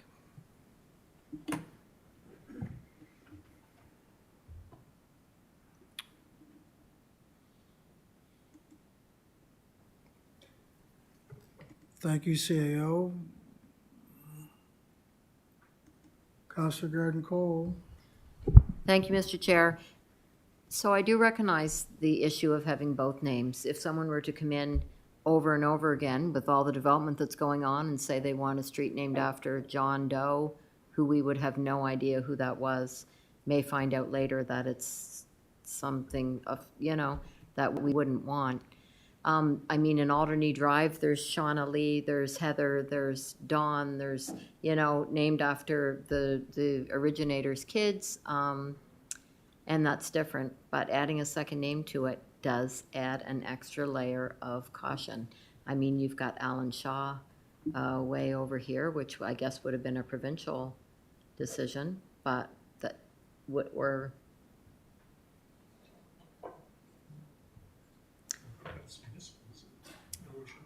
Isn't there 2 sections? Yeah. Yeah. Anyway, I do recognize that there'd be an issue with that, and the staff cannot keep coming to us, checking to see if, for us to use our, you know, our judgment on it, so. There's a bit of a quandary there. Okay, thanks. Thank you, Counselor. Counselor Rhino? Aren't we protected by no street name shall be discriminatory, derogatory, negative, or offensive connotation? Would not that protect you? Just a minute. CAO? Through you, Mr. Chairman, that is if it's obvious to us. Like if someone came in and said, you know, we want Adolf Hitler Way, like we would just say, no, that's not appropriate. But we may not know the people that they want to name these streets after. We don't know their criminal background. We don't know their record. Like we just don't, Louise and John and whomever is involved may not know, right? You may know. So you may know that someone in your community is someone that you wouldn't want to name a street after, but we might not know that. What if we said if found appropriate, would that give enough leeway to council? And you're not gonna have 2, 3, or 4 John Does, because if I'm reading this, you can't have that in the same municipality, right? You couldn't have 2 John Does because you're not, it says in there, you're not allowed to have 2 street names the same within the municipality. So you're covered there. But I think if found appropriate, if some wording could go in there to support that amendment, because if it's not in there, something, I can't support this if we can't use street names down the road. Through you, Mr. Chairman, I would recommend that A7 be amended to say at the end, a combination of given name and surname unless at the discretion of council or unless advised by council or something to do with council. I don't want to name a street someone's first and last name without you folks weighing in on it. Because that's important for the community and the character of the community. Well, if the movers appropriate is happy with that, I'd like to hear that view on that, but if there was something in there, you know, that we could do that, and then the little protection is to cover off what you have mentioned. Yeah.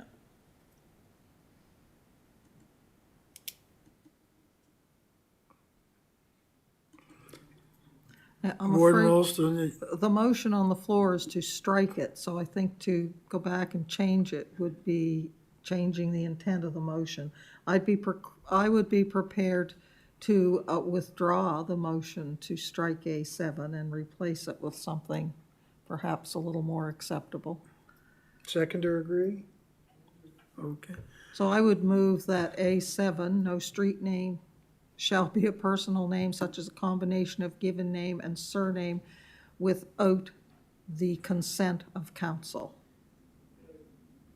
That allows council to make that decision, and that allows in those cases when it might be perfectly appropriate, an avenue for someone to ask to have that done. Okay, it's a move to second, but I'm going to give Counselor Perry a chance to share his thoughts. So I'm going back to what the CAO talked about with the Parks and Rec strategy, because I knew that was in Parks and Rec, that they were allowed to use historical things. After this is all done, would you require a motion for that correspondence with the province? Okay, thank you. Question on the motion. Question being called, we'll go to the vote.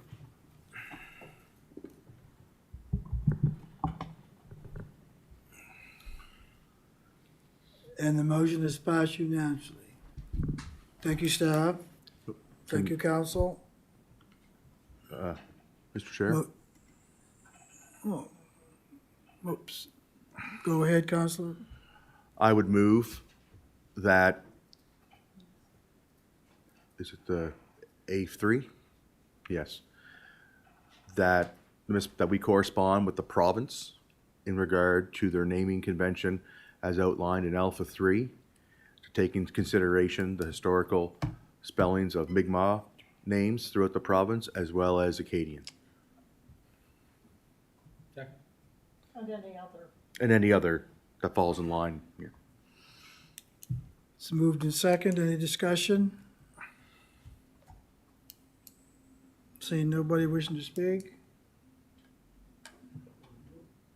Go to the vote.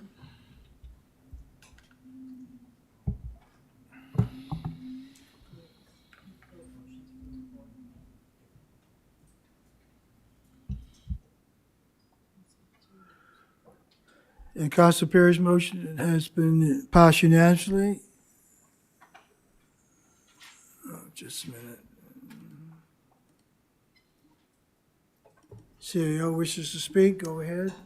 So councilors, there's a couple of motions that were in the report. The first one is to give first reading to the bylaw with the amendments you've just approved. The second one is to move that we put the notices for the bylaw on our website instead of in the paper. And this is a bit of a change from where we were at, but if you'll recall, the changes that we requested through the province for the Municipal Government Act have been approved. And this is really the first time we're seeing this come through as a bylaw amendment and where we advertise those things. Previously, the MGA said that you could only advertise them in a newspaper circulating within the municipality. And of course, a lot of municipalities don't have newspapers circulated in them anymore. So we've been advertising in the Chronicle Herald because that's the closest we've got, which is very expensive to do your bylaw advertisements. The MGA now says in a newspaper circulating in the municipality or on the municipal website. So we're looking for, I didn't want to just change that. I wanted council to weigh in and give direction on whether municipal website and social media, it is keeping up with provincial regulations. And I didn't want to just carte blanche change it without you being aware of that change. We can still advertise in the Chronicle Herald if that's the wish of council. It just is more expensive. And I'm not sure you get any bang for your buck for it, but that would be a decision of council. So these two motions are still required. The first one for sure.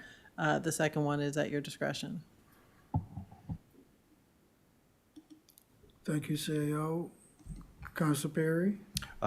Thank you, Mr. Chair. Through you, probably the CAO. So all this advertising on social media would be in the form of a media release. So any of the local media or local areas that wanted to then republish it would be able to do so. Thank you.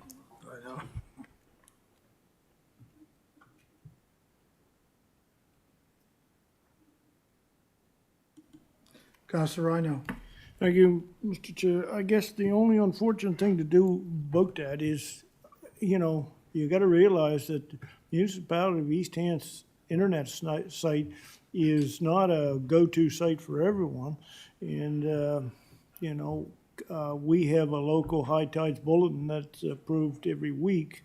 I mean, would it not that be appropriate to, you know, reach out to the people in the rural areas in that fashion, right? I know social media is people, there's a lot use social media, but yet there is not a lot of people out there too as well. So I'm just suggesting that the high tide bulletin may be another form of reaching out to people in the rural area. Thank you. Thank you, Councilor. Councilor Tingley? Through the chair, I understand what Councilor Rhino's stating, but I agree with what the CAO stated as well. So I'm going to move that the Planning Advisory Committee recommends to council that council approves that notices related to bylaws may appear on the municipal website and on social media in keeping with updated provincial regulations. Moved in second. Warden Rolson, on before the motion, go ahead. I'm going to support the motion. But I hear what Councillor Rhino has said. The only issue with the High Tides Bulletin is that it doesn't circulate unless you subscribe to it or you go to the local store and pick it up. It's mainly accessed online as well, so it doesn't really, you know, it might get to a few more people, but it doesn't get everyone within its catchment area, unfortunately, because postage is so frightfully expensive. I will support the motion because it does not prohibit us from advertising other places as well. We can still put that ad in the High Tides Bulletin if we so decide, and that will capture those people. But for things that perhaps is a rezoning somewhere in Enfield or Elmsdale, the majority of folks that would get the High Tides Bulletin one way or the other aren't really interested in rezonings in Elmsdale or Enfield. So we really wouldn't have to advertise those in a publication such as that, I would think. So I'm going to support the motion. Thank you. Thank you, Warden. Looking for the question? I know, but question's being called, we'll go to the vote.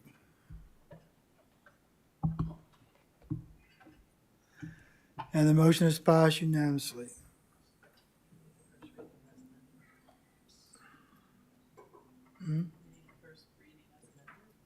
Okay. Well, oops. So having heard what the warden said and somewhat agreeing, not all issues within planning would benefit by putting in the High Tides Bulletin, but I would suggest on a go-forward basis that anything that affected the rural area and the zoning issues and things such as that is the option still there to put it there, and and if it is, does it have to come from a motion of council, or can that be at the discretion of staff? Go ahead, John. Thank you, Mr. Chair. There's actually, so planning stuff is, there's both the MGA and you actually have policies in your MPS that direct us to do certain things. We're going to bring a report to you hopefully in January with some proposed changes there. And so I think that's a time to talk about whether we still use the Chronicle Herald for anything or for, you know, some things and so on. So there will be another report.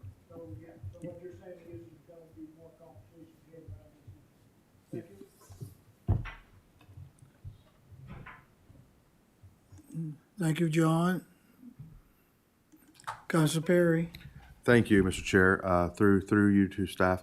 Under communications, whenever we do a press release, do we have a list, do we currently have a list of entities that we provide this to, push it to? And so I'm looking at, like, when things come like this, if it is affecting the rural area, then the Rising Tides would be one of those entities that these things can be pushed to, depending upon where it's going.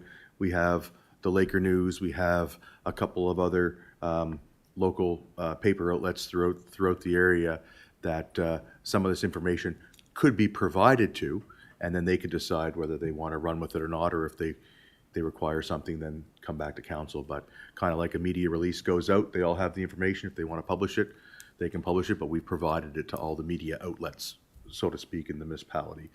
I see Julia nodding her head that she does that, so I'm happy with that. Thank you. Thank you. Councilor Hebb. Thank you, Mr. Chair. To staff, is that two motions up there? We need, the first motion has to be. I will move, give first reading to bylaw P 800-2, a bylaw to amend bylaw P 800, civic addressing bylaw. Second. It's moved in second. No questions being called, there's no discussion.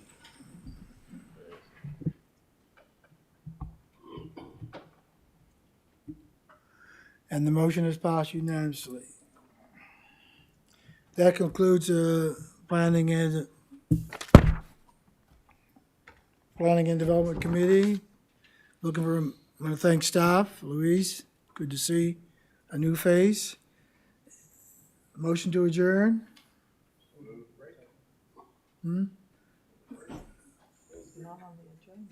There's no break on the agenda, but we wish for, okay, we'll have a break till 3:20. 10 minutes.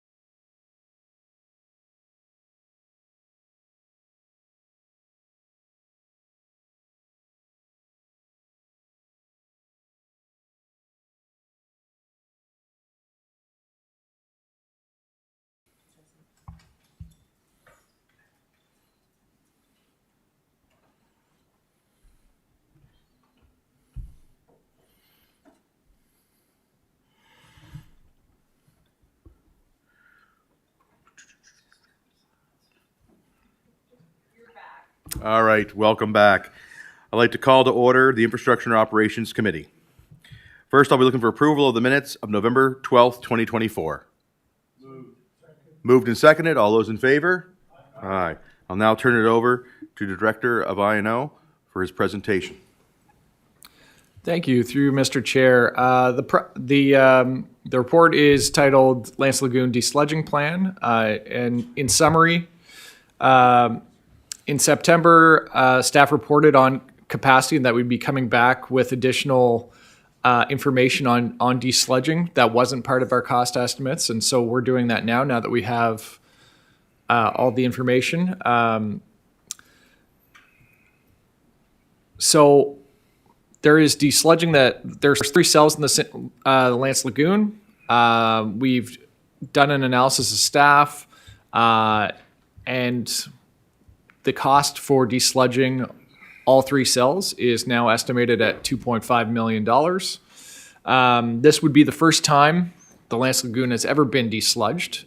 There's unique technical reasons why that is, just based on its design, and it's been challenging to find opportunities or vendors that are capable of doing so. Staff are recommending to do it in phases, starting with cell 1 this current fiscal, which is why the report's being brought forward today, and recommending that phase 1 is completed this coming winter, in winter during cold months to reduce the risk of odor complaints, and to capitalize on off-season construction pricing. So we've tested the market, and they're telling us that it's actually the most cost-effective time to do the work as well. The anticipated budget for cell 1 in construction, if we were able to proceed this fiscal, would be $350,000. So historically, council in the early 2000s were brought up to speed on the future potential desludging of the cells or the need to do it over time.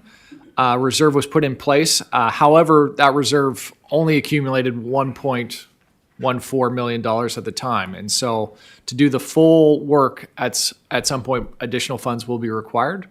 That said, there is funds available right now for cell 1 and cell 2. And so the recommended motion is to move that Infrastructure and Operations Committee recommend to council amend the capital project 24-033 sludge management infrastructure Lance Lagoon to have $350,000 for cell 1 approved for this fiscal and $600,000 for cell 2 approved for next fiscal, funded from the desludge reserve. And with the updated amount for cell 3 be listed in fiscal year 26-27 for further study based on our findings from the work on the first 2 cells. And where it's posted, and everyone had a chance to read, I'll open up for floor for questions, and if there are any. Thank you so much. First up to speak, Councillor Tingley.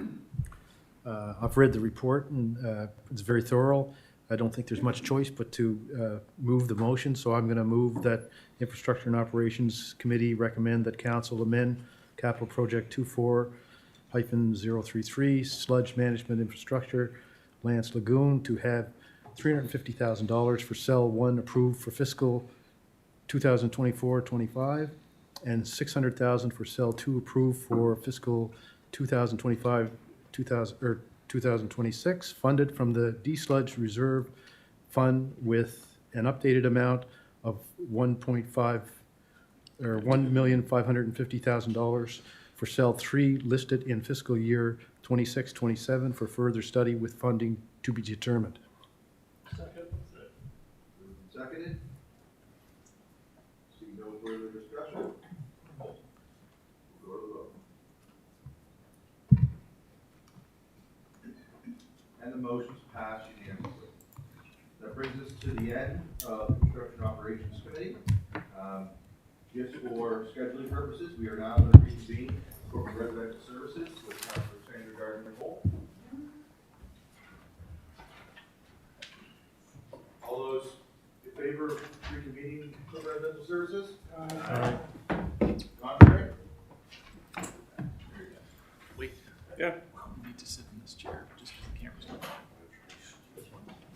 to sit in that one because the camera's, one camera's not working.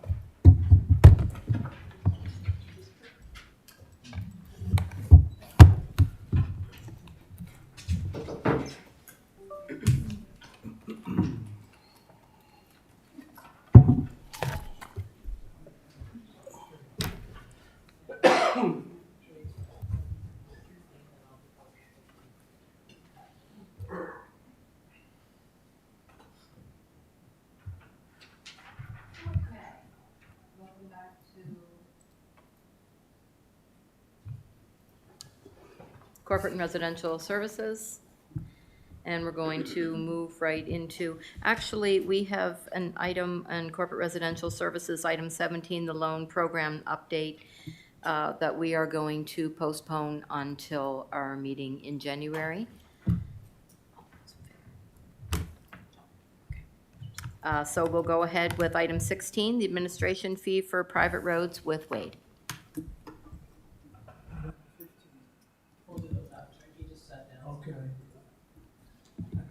Oh, sorry.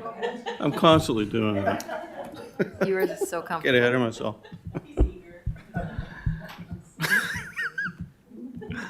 Thanks, Madam Chair. So this report is in relation to the administration fee we charge to private road associations for the work that we do for them. And it originated, the origination of this report was February 28th, 2024 meeting. During our budget sessions, we were having discussions in relation to the private road fees. After we handled the issue that came forward around that point in time, this motion here, move that up, came forward. And it's essentially got two parts to it. One is to prepare a report on the private road fees requirements for municipal staff to administer the collection of the road dues. So that's one part. And to include a maximum fee based on either per lot or per road as seen by staff. So there can be a fixed cost associated, and they know their fixed costs. So this report addresses the first part of that motion on page 2, where we get into the whole discussion of the administration of the private roads. And it goes through the various timelines and staff that are involved in the administration of the private road fees and charges. And in this, we do have kind of a summary that we indicate how much it actually costs us from an actual staff time perspective to do the work in relation to these 24 road associations. And we estimate it is around $5,000 to $6,000 a year. And it's a very rough estimate. Of course, it's going to vary from year to year as well. So that's kind of the overview of what's involved. And then we have a section on the actual fees itself. And if you look at this table here, table 1, you can see all the private road names, the number of properties they have each road association, the budget that they're presenting, our 5% fee, and then the actual admin fee per property that ends up getting charged to those road associations. And if you look at those actual dollars on those admin fees, they vary quite a bit. You can see here, $35.71 is our total charge for the Canavan Drive Association, and then you divide it by the number of properties, and it's only $1.19 per property. But if you go down here to a larger one, I think this is the largest one here, Welsh Point Road, from a dollar perspective. We charge $1,600 in total, and that's about $50 per individual property that's in that road association. So it varies quite a bit. And you can see by looking at that table, and when you read bylaw F300, which is all about the road association fees, it actually restricts the maximum annual administration fee we can charge to 5% of the amount they're putting forward as their budget. And so we really don't know that in advance. And because you have these numbers that vary so much, it's not really practical to charge a fixed fee to each road association, as policy or bylaw F300 is currently worded. So we actually came back and made this recommendation up here on page 1. It says, let me find it here, page 2. Corporate Residential Service Committee recs council that council instruct the CAA to reduce the annual administration fee charged to road associations from 5% to 3% starting in 25-26.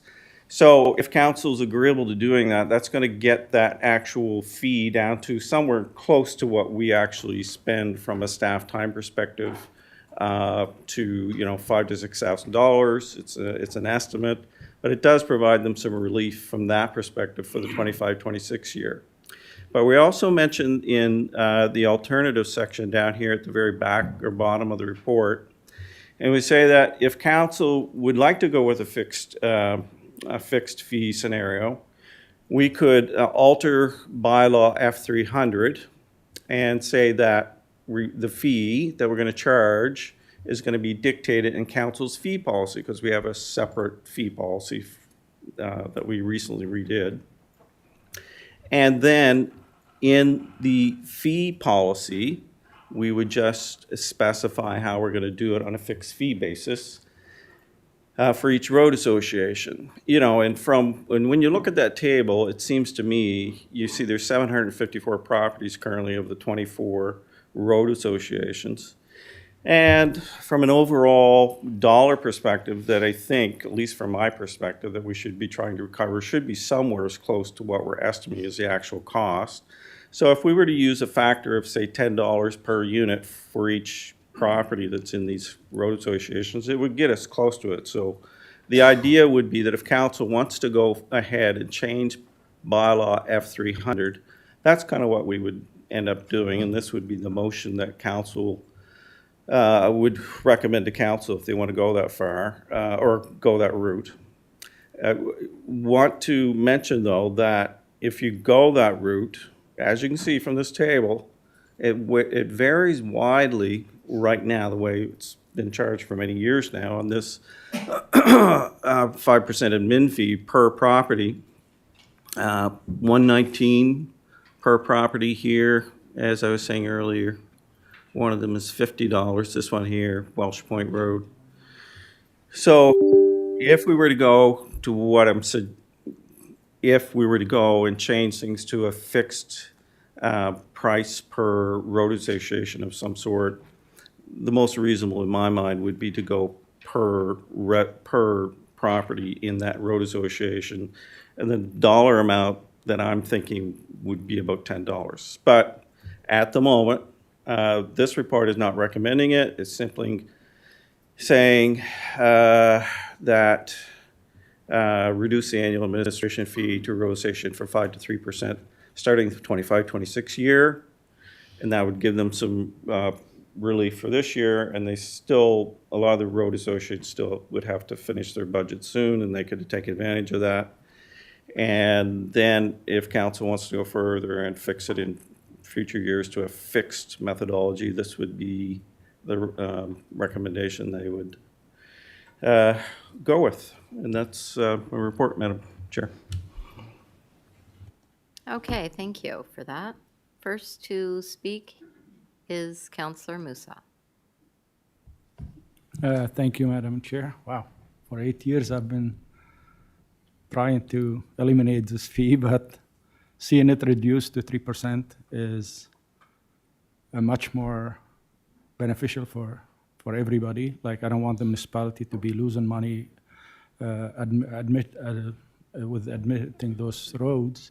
And I think 3% is better than 5%. And I was disappointed that we were making 2% on top of the 3% that cost us, but 3% now is better than staying at 5%, so I'm gonna move the recommended motion. Second. Moved and seconded. On to speak before the motion, Councillor Rhino. Just a question through you. I see Dyke Road Maintenance Society. Is that the Dyke Road in the old area? Yep. So then, if we're talking about going to a fixed fee, they would move to $10 from 603. That's correct, yeah. And So some of these, if we went to a fixed rate, are definitely gonna decrease, and the other ones are gonna, so you're gonna subsidize some at the price of the others.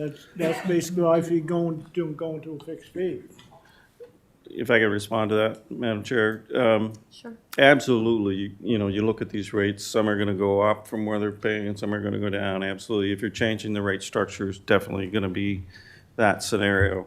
That's not on the table for the first the motion, the recommendation motion, but if council wants to go to that alternative as well, it's there.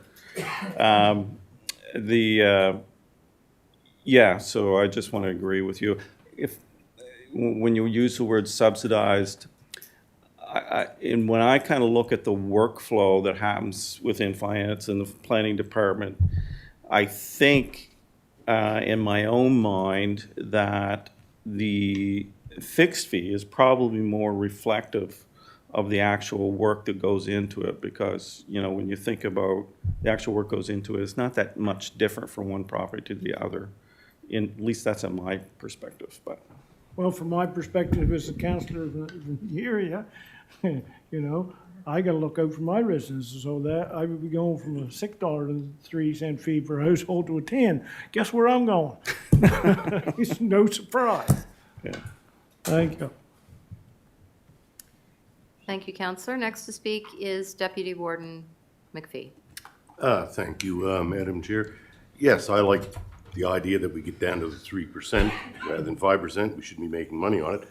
I like the fixed fee. I know that's not part of for the simple fact that as you said, the benefit's the same for every property. It's sort of the same as, should people pay more to have their garbage picked up in Walton than they do in Enfield? No, they shouldn't, because everybody gets the same benefit. That's my thoughts on this. Thank you. Thank you. Next to speak is Warden Rolston. I was simply gonna move the motion. I think the Oh, motion's sorry. already been moved. Thank you. Counselor Tingley? Through the chair, just a question. The cost that you come up with, does that just account for, like, were you tracking the number of hours, and does that just count the hourly rate? Or does it count all the costs that would be associated with providing that labor? You mean our cost as a municipality, the $5,000 to $6,000? Right, you're thinking Yeah. it's cost of five. Yeah, so I've tried to incorporate all aspects of all the staff that are touching the whole process and determine, based on the estimated number of hours, and a little bit of extra cost, for mailings and things like that. So it's all costs that we're trying to incorporate that's relevant, yes. Okay, thanks. That's Yeah. it. Thank you, Counselor. So seeing no one left to speak, the motion's been, This one up here, yes. okay, we'll go to the vote.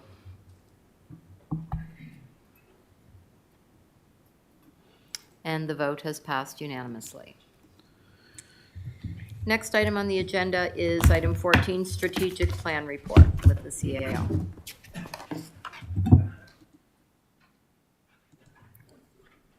Shirley, just give me 1 second.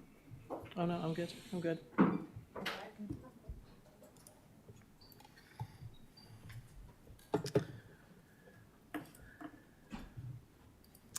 Thank you, Madam Chair. So councilors, the report in front of you today around your strategic plan. Hard to imagine, we're here again to look at a strategic plan. For some of you, this is all new. Those of you who joined us midway through the last council term, and for the new councilors. So what this report, the purpose of the report is to gauge councilors and council on how you want to move forward to prepare your strategic plan. So just taking you through a little bit of the background. Historically, once the very first strategic planning council did, they brought in a consultant to work with council to develop the plan. Staff were not involved. I think the CAO of the day was involved. And I would say in general, it probably wasn't a truly positive experience for most of councilors. So following that, we've gone to a model. The last few times we've done the plan, that staff, based on what we know of council, and, you know, we sit through your meetings, and as CAO, I keep a list of things that people have mentioned at council or ideas that have been brought up that haven't been necessarily motioned or actioned. So I have a list for the next strategic plan. So historically, we have taken all of the public engagement that we do as part of developing our other plans and put them into the strategic plan. We've developed the draft for council to look at, usually with some consultation of council as we go through that process. I think last time we did a survey of council and had responses come back in from councilors on what your priorities were, what you wanted to see in the plan for discussion. And we sort of synthesized that into a draft plan that we then brought to council for discussion and alteration as required. So there are different ways you can prepare the plan. Again, your public engagement, we do that public engagement through, I should start, your strategic plans typically aren't in East Hants a completely new idea, because you have a current plan that you're working on, you're moving through your initiatives, and you're doing public engagement as you develop some of your master plans, such as your economic development plan, we did it, your accessibility plan. Your Alanda's working right now on the facilities, sports facility master plan. All of those things give us a feed into your strategic plan. So in preparing the plan, I guess we're looking for ways that we move forward, options that present well and have worked for council in the past. To get your engagement, we could do a survey of counselors. We could have counselors come in to do sort of a workshop of sorts to get sort of the ideas from counselors to put into the plan. Or we can draft, and then from that we can draft a plan for you. Or you can come in and do a full, probably 2-day workshop and get your plan drafted with you folks all in the room, and we can support you on that. Alternatively, you can hire a consultant to assist you with your plan. You don't need to do that. You have enough professional staff on staff that I think, but you can choose to do that if you want. There are facilitators out there that will help you get your plan together and write it for you. We can, we will update your current plan and bring it back to council, or you can have us assist you with a hands-on approach and council update the plan. So it really is up to you. This is your strategic plan. We are more than happy to do a draft and prepare it and bring it to you based on some kind of feedback from councilors. Let us know what that feedback loop looks like. And I guess that's the, I'm looking for some direction forward from council today on how you want to proceed. The motion does state sort of different alternatives, I guess. If someone wants to share their thoughts, we can move forward. Okay, thank you. First to speak is Warden Rolston. Thank you. Well, if memory serves me correct, when we were asked for a survey, it was kind of like pulling teeth to get response from folks. And I just think that we have a current strategic plan which every counselor is able to access and read and be familiar with. And staff sit here through every meeting that we have. So I feel that the process of having staff draft the update and bring it to us, and then council has opportunity for input and discussion once we have something to discuss. And if we see anything that's missing, we can bring that forward then. So I'm going to move that Corporate and Residential Services Committee recommends to council to proceed with an update of the organization's strategic plan to be drafted by the CAO through option 2, staff preparing a draft update to the plan and bring it to council for discussion. Okay, moved and seconded. Those on to speak before the motion, Councillor Musa. Thank you, Madam Warden. I'm speaking too much today, but I'm very happy with this report. And that proved that when we invest in our staff and bring more staff in, then we have time to do more things on our own and probably save us a lot of money. Like this morning, we saved $40,000 on that design, whatever, of the business park, and now we're gonna save a lot. I wasn't a fan since I came on council of those studies that you bring somebody else that doesn't know the area, doesn't know anything, and start comparing you to this part of Ontario, this part of Vancouver. We have staff here that know our area, that know our goal, and we go from there. Thank you. Thank you, Counselor. Next to speak is Counselor Perry. Thank you, Madam Chair. Through you to staff. I remember years ago, it had to do with recreation, but each region would meet together as a group with staff and talk over the common direction that they would like to see things go. And then that would be compiled as a group of things together.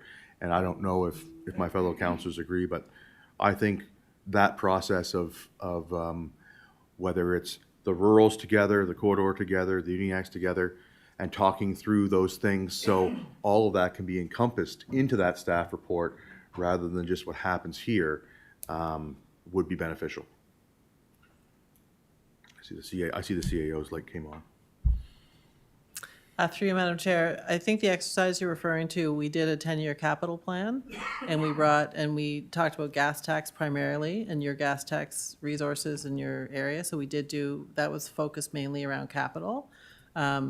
But we can certainly, as part of this, we can engage with area councillors as you want to be engaged with. So if there's things that Mount Uniac councillors want to feed into the process, we can do that. Because I know personally, even when it comes to certain things, sitting down, answering staff's questions, and then getting our input back has only been valuable because we are sometimes constricted about what we can do and say based on what is presented in council chambers. So those meetings with staff, not in council, do have a huge impact, especially moving some things forward and understanding the limitations and what is possible. Thank you. If I can just ask to have the screen rolled down further, there was a breakdown of the 3 motions, and one of them made mention of kicking off the staff report with... That's not part of my motion. Okay, well, can we still see it? I'm just wondering if that is... Have staff draft an update to the strategic plan? Well, I think, Counselor, I think what you're looking at is staff prepare a survey to send to councillors, or staff facilitate a session with councillors. Those are the two. Now, the last, if you go down, the last, The first one mentioned kicking it off with a meeting with... it said it could or could not. Right, right. I just wondered if that was something that Councillor Perry may have been thinking of, or maybe something more. So on before the motion was Councillor Rhino. Thank you, Madam Chair. I know that I understand there's a motion on the floor, but I guess I would be more comfortable with some of each in there. You talk about staff preparing a survey. I don't think that's a bad thing. I think that gauges something beforehand that we can enter into and give staff some update. Then I also see the part in number 3. I'm not of the part where it says where councillors can share thoughts with their fellow councillors and staff. I think that's important too.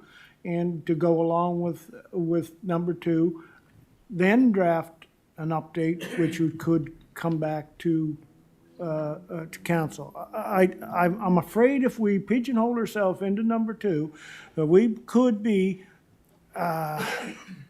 time limiting it ourselves and putting pressure on ourselves to get this done, to get this passed without full participation in an open discussion. Maybe that wasn't the intent of the mover, but I'm afraid that that's where it might lean to. And I would be more intent to somewhat of a combination of parts of all those 1, 2, and 3. So those are my thoughts. I don't know how fellow councillors think.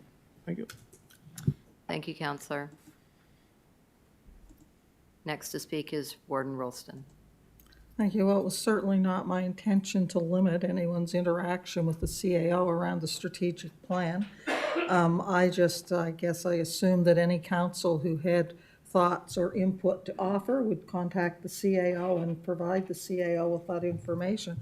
However, if it makes councilors more comfortable with the agreement, if the seconder would agree, I would add that to kickstart the process, staff would send a survey out to councilors around the strategic plan to kickstart the process, if the seconder is in agreement with that.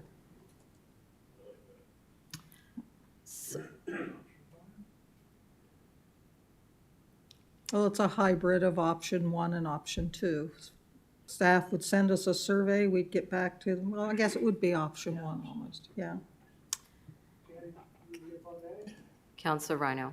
And through by that, would that take into where councillors can share their thoughts with their councillors and staff in a somewhat of an open forum? That would be my preference, and then come back with your final draft. That would be I don't know what everybody else thinks.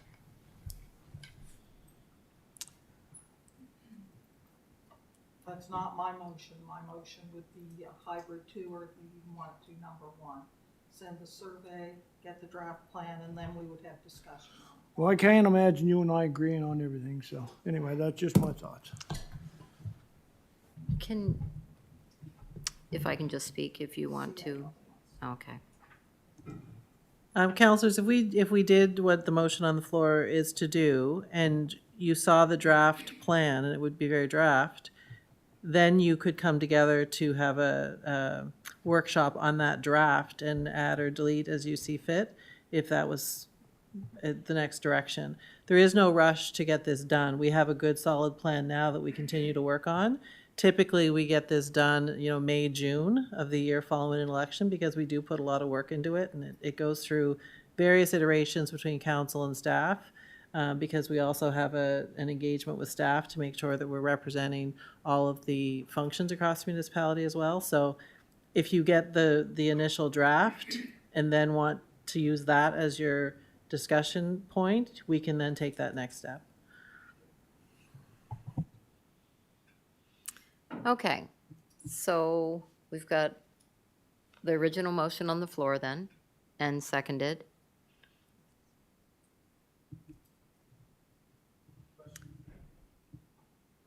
So we don't need to add anything more? We're going with the original motion? Well, the original motion, if I could clarify, the only change would be I said option 2, it's changed to option 1 now. It's been amended to reflect option 1. Okay. Okay, seeing no one left to speak, we'll go to the vote.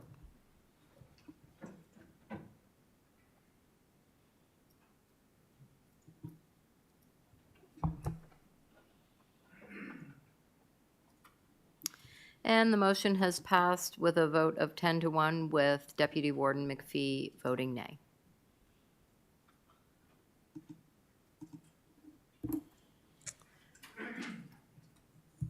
Okay, the next item on the agenda is item Expenses and Hospitality Policy Report with the CAO. Thank you, Madam Chair. Councilors, this is quite an easy report. The Municipal Government Act states that by January 31st, immediately following any regular election, the new council shall review the expense and hospitality policies and then either re-adopt those policies or amend one or both of them. We've reviewed the policy from a staff perspective. We don't believe it needs any changes at this time. Your council remuneration and travel where your expenses are collected. Policy, I guess, is as a word. This was amended in 2019 by council, and this is a new requirement under the MGA to do this renewal or readoption, except for the fact that you do get your CPI increases in that policy by policy every April 1. So I did attach both of those to the agenda. Unless there's something that you folks feel you need changed in either one of those policies, we would look for a motion of council in the council. We'd look for a motion for this committee to recommend to council today to recommend to council that council give notice of the intent to readopt the hospitality policy and the council remuneration and travel reimbursement policy as they are attached to the agenda today. And those are the policies as they currently exist. Thank you, Madam Chair. So we have to recommend from this committee, and then the policy meeting has to Right. has to do it too. The policy meeting will do the second. Okay, first to speak is Counselor Tingley. Through the chair, based on that, I'll move that per section 23(7) of the Municipal Government Act, the Corporate and Residential Services Committee recommends to council that council give notice of intent to readopt the hospitality policy and the council remuneration and travel reimbursement policy as attached to the Executive Committee agenda dated December 10th, 2024. Moved by Counselor Tingley, seconded by Counselor Dixon. And we need a second one. No, we don't. Read it. Because the Corporate Residential Services Committee recommends to council, the council readopt. But that's at the regular meeting of council on December the 18th. Right, it'll go from this committee to that regular meeting of council. I thought it's going from this committee to our meeting today as notice of That's for change. the notice But we have to give that notice at the council meeting today. today. And then you intend to do the policy at council. Okay. I don't think so, but I haven't heard anything. Okay. Seeing no one left to speak, motion's on the table. We'll go to the vote.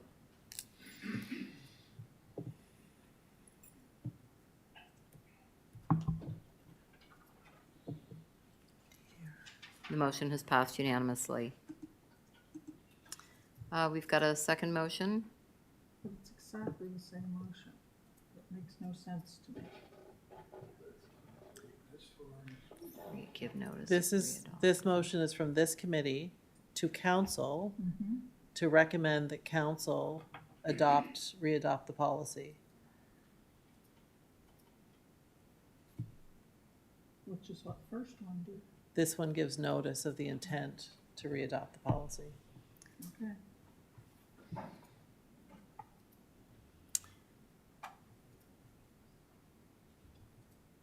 Okay. Madam Rolston? Move that per section 23(7) of the Municipal Government Act, the Corporate and Residential Services Committee recommends to council that council readopt the hospitality policy and the council remuneration and travel reimbursement policy as attached to the Executive Committee agenda dated December the 10th, 2024. Okay, moved and seconded. We'll go to the vote.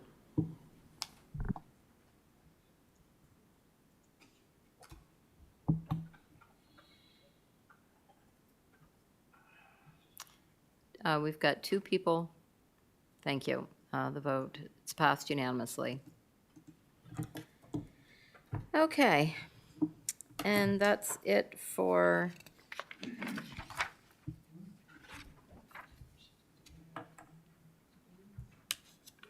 corporate and residential services. I'll be looking for a motion to adjourn, Window Parks, we'll do Parks, Rec and Culture. and we'll be going into Parks, Rec, and Culture.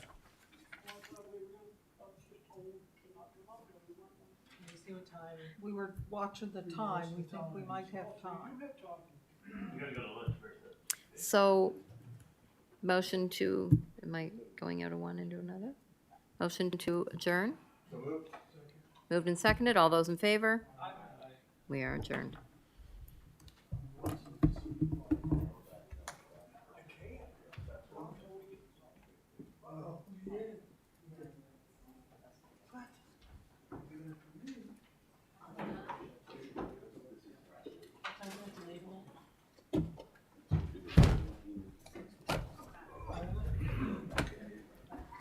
Anna has to leave by 5, so if we were running late, we're gonna put this Oh, I was told he wasn't gonna do it. time, set time dependent. He didn't say that, he just said we weren't gonna do it. That's what he told me. That was a miscommunication trouble from us.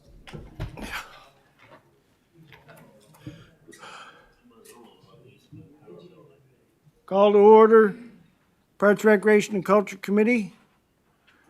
First order of business is approval of minutes. No, as, I'm just gonna mention according to Robert's Rules of Order, we don't even have to move this.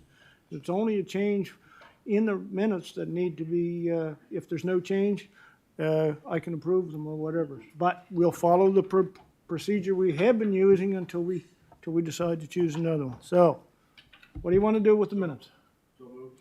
Moved by Councillor Perry, seconded by Councillor Musa. All those in favor? Aye.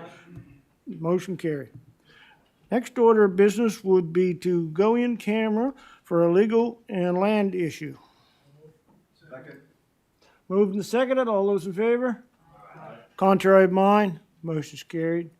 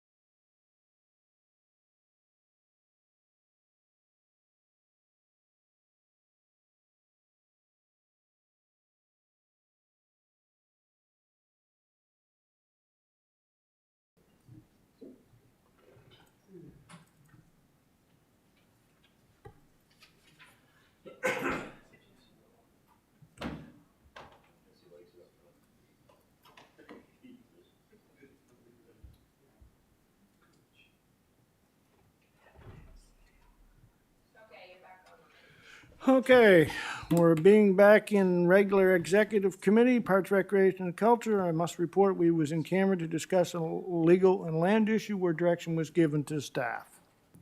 Seeing nothing more on the agenda for Parks, Recreation, I'm getting the evil eye over here. No, I'm just listening intently. Well, I'm in trouble now.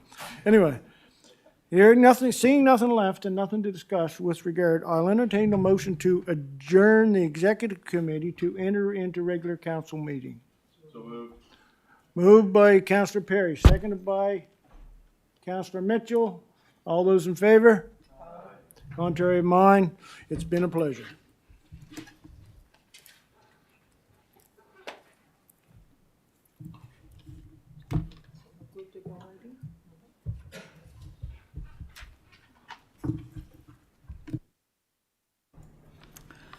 Okay, folks, we will call the regular meeting of Council for Policy and in camera to order.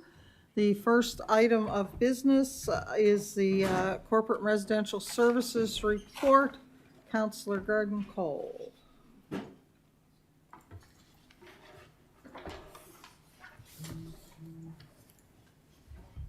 Thank you.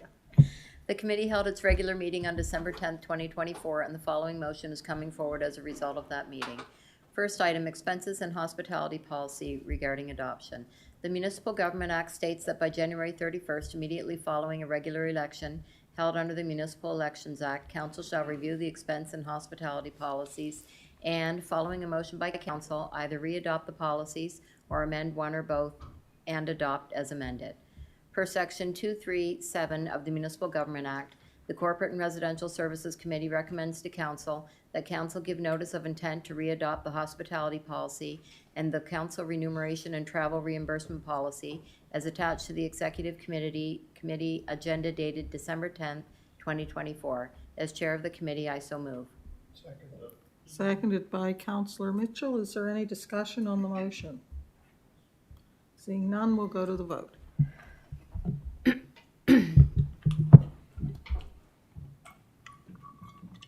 Someone needs to vote.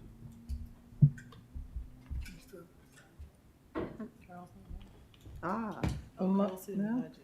Someone still needs to vote. I'm trying that again. The motion is passed unanimously. Second item, administration fee for private roads. Approximately $16,000 of administration fee revenue is collected annually from 24 private road associations. Estimates of the actual cost of all municipal staff time to administer private road issues range from $5,000 to $6,000 per year. Staff are recommending continuing with a fee for private road administration that will at least cover the estimated costs of providing this service. It is recommended that council instruct the CAO to reduce the annual administration fee charged to road associations from 5% to 3%, starting in the 25-26 budget year. The Corporate and Residential Services Committee recommends to council that council instruct the CAO to reduce the annual administration fee charged to road associations from 5% to 3%, starting in the 2025-26 budget year. As Chair of the Committee, I so move. By Councillor Perry, is there any discussion on the motion? Question. Question's been called. We'll go to the vote.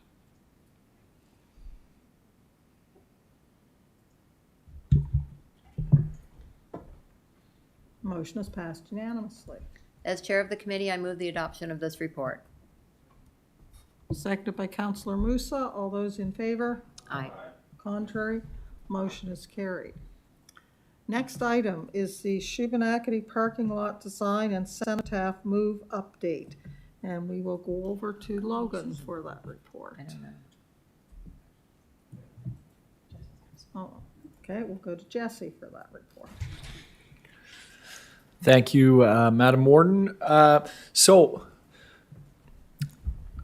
a motion was tabled in September with respect to a concept on the Shuby parking lot, as there was an opportunity for an expanded footprint, and the details of that were essentially there's a cenotaph that is existing on municipal land. The Legion reached out, said they were open to relocating it for efficiencies, and so that provided a new opportunity for for an expanded parking lot scope that could fully utilize municipal land and have the full benefit to the community where there is limited parking, every parking space counted. And that was the premise of stepping back, relooking at it. And what's on the screen right now is the updated concept. So the previous concept was a one-way in, one-way out, just based on spacing, 12 parking spots. This one is 25 with full access in 2 locations and with the overflow. So the rock area is an overflow, future expansion consideration opportunity. In the small corner, that's just showing the division of land. It's not part of the design, so that solid black line that's just showing in the red is municipal land property. That's in the scope of our design and our focus. Blue is just an extended provincial land parcel ownership. Just for clarity on where the work area would be, it would be focused on the red. I'll show it. The visual is startling, quite frankly, the difference of what you get. So that was previous. You can see where the Cenotaph area is located. It's the one way in, one way out.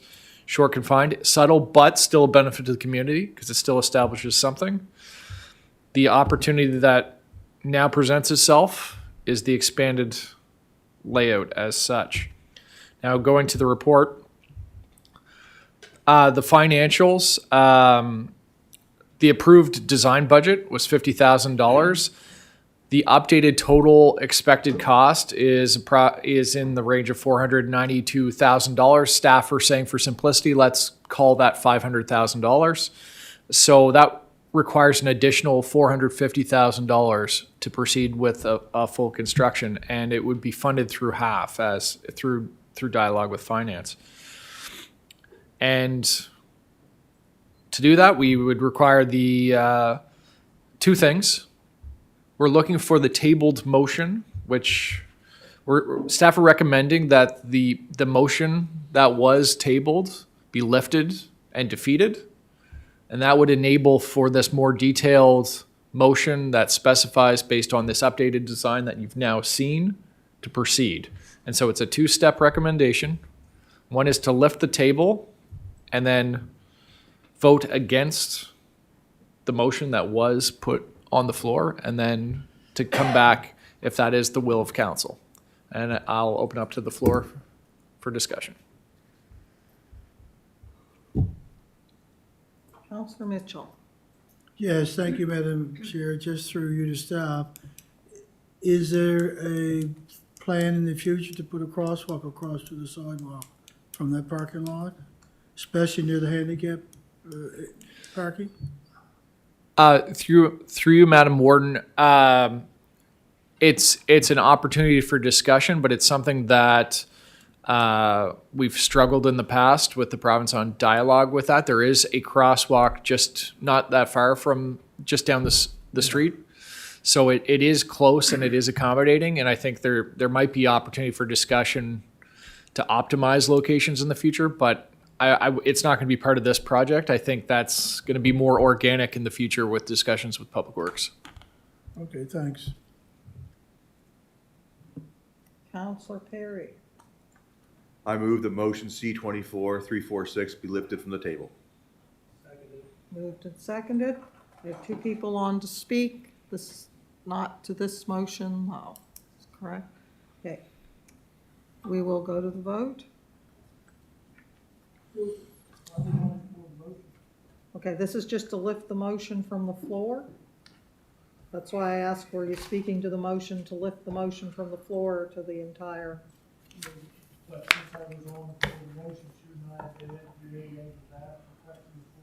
If that's why I asked. Okay, go ahead. 1 moment, please. Okay, I guess for me, can somebody explain to me why we're dealing with this issue at this time? I was under the assumption that we went to this extra council was to deal with policies to give us enough time frame to lead into our regular council meeting. I guess, can somebody explain to me why we're dealing with this at this point? Because I don't see this being, unless you can relate it to policy with the 7-day time frame, why are we dealing with it now?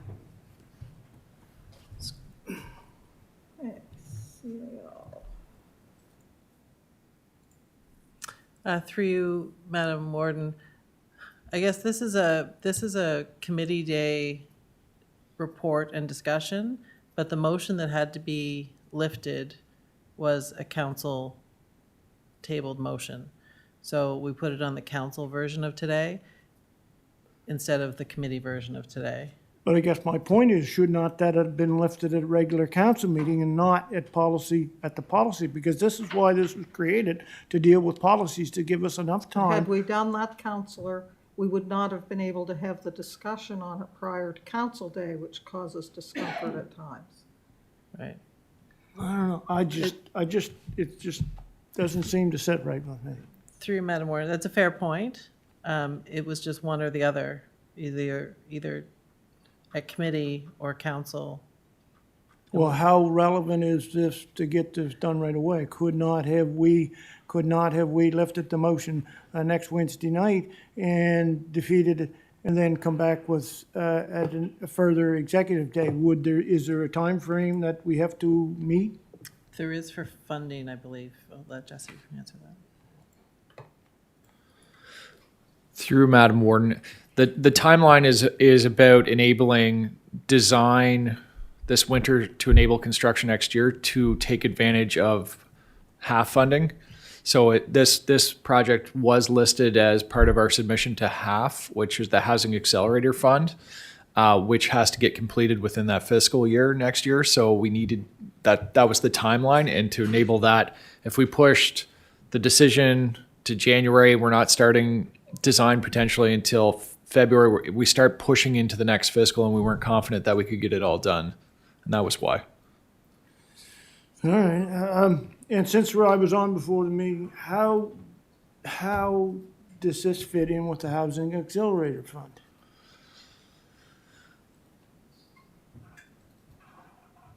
Through Madam Warden, Parking lot, I mean, how does a parking lot fit in with the Housing Accelerator Fund? so through Madam Warden, it was an applicable submission. Staff took advantage of any and all opportunities to receive funding to support building the community. The CAO was asked to add to that. So a couple of things. It is a half funding, and part of the reason we did come back this month was that we had our deadline for this motion of council, as far as half is concerned, was, I believe, last month. So as we report, we're now behind. So Debbie had requested that it come through this month to get a council motion. With respect to how this feeds into the half fund, this parking lot is critical to the growth of Shubenacadie. So if you'll remember when you did your plan review, you changed the regulations in Shubenacadie that they didn't need the required parking in some of those businesses along there for with the intention that you would do a project like this to help with that community parking. Without this parking lot, Shuby doesn't grow. And without the growth of the businesses in that downtown village core, it'll be difficult to draw housing to that area and to support the housing that we anticipate can be done in Shubenacadie. So that's sort of the tie back into housing, is that it's related to growth. It's related to the decision that council made to not require that additional parking. It's not directly related to making infrastructure to enable housing, but it's all around that growth and that capacity in your community to support the housing that we assume will come once Shubenacadie is sort of open for that growth. Well, there's no doubt I appreciate the parking need in Shubenacadie. I understand that fully. But again, I'm going to say it, this is the problem with the Housing Accelerator Fund. It's way too broad, it's taxpayers' money, and it's a stretch to I'm ruling bring you out that. of order, council. It's not to the That's motion my we're discussing opinion. at present. That I was on before. Well, I still think it's out of order pertaining to the discussion. Counselor Tingley, you were on before the motion too. Do you wish to speak now, or do you wish to wait until after we deal with the motion to lift the? Go ahead. Through the chair to staff, just so I understand, how many existing parking spaces were there, and how many extra is this going to give us? Through Madam Warden, currently it's an ungoverned land space that has some gravel. It depends on the day and how people coordinate themselves. It's usually 3 to 4 cars that can fit in there, depending on how they park. And so this formalizes a space. It improves safety for the community, and gives defined, repeatable space. But it depends. It's all like people have found ways to park in weird ways on the land in the past. So there's been more than that many cars, more than 3 or 4 in the past, but it's hard to put a number on exactly.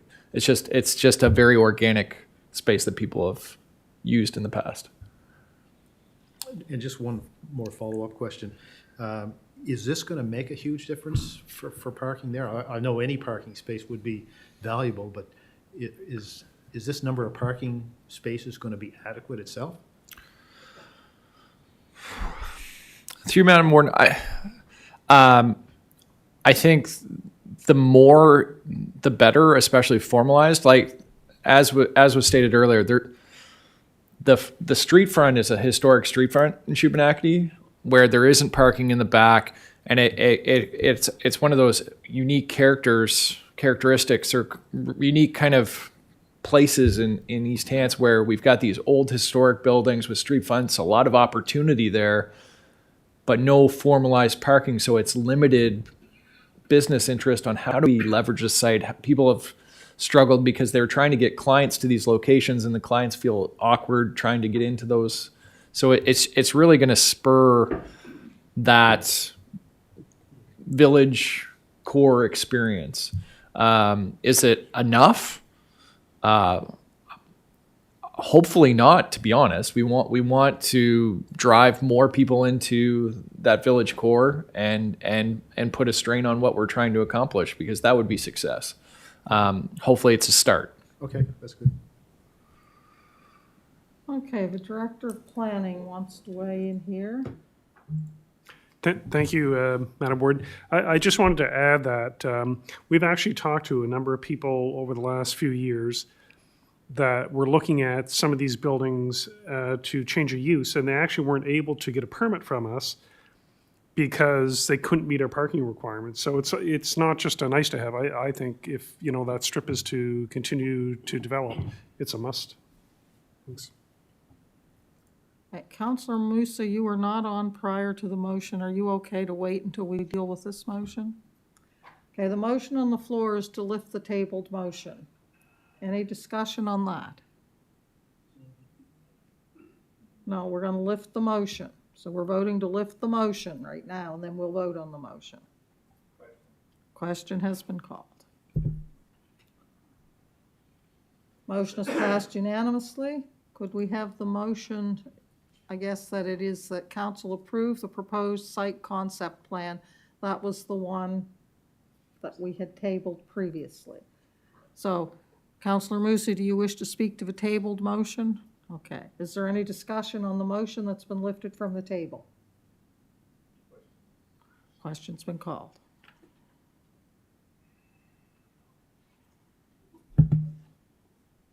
Oh. We still need people to vote. One person still hasn't voted. Well, the motion has been defeated, 10 votes to 1, with Councillor Tingley voting in favor of the motion. So the motion has been defeated. Okay, that brings us back to the initial discussion and the new motion. Prior to that, did you have a question, Councillor Musa? I have one question about the cenotaph there. Did we come up with did we ask for the removal, or they offer the removal, or they wanted to remove it and we have to pay for it? Through you, Madam Warden, members of the Legion approached the local area councillor about they had heard about the project and engaged and initiated the discussion on potentially relocating. So it wasn't a municipal-led discussion. It was it was a discussion that came about because of the discussions, and then the Legion identified an opportunity saying, hey, if it's relocated to our property, it provides more parking and it matches better with that location. And so that's how it happened. It wasn't staff didn't go and initiate a conversation and say, hey, we really want you to do this. That wasn't the case. It was just good community will that drove the change. Yeah, I cannot agree with that because we just had the same situation in Mount Uniac. Like we outgrow where the cenotaph is, and the Legion are moving it, and we're not getting any fund for it over there.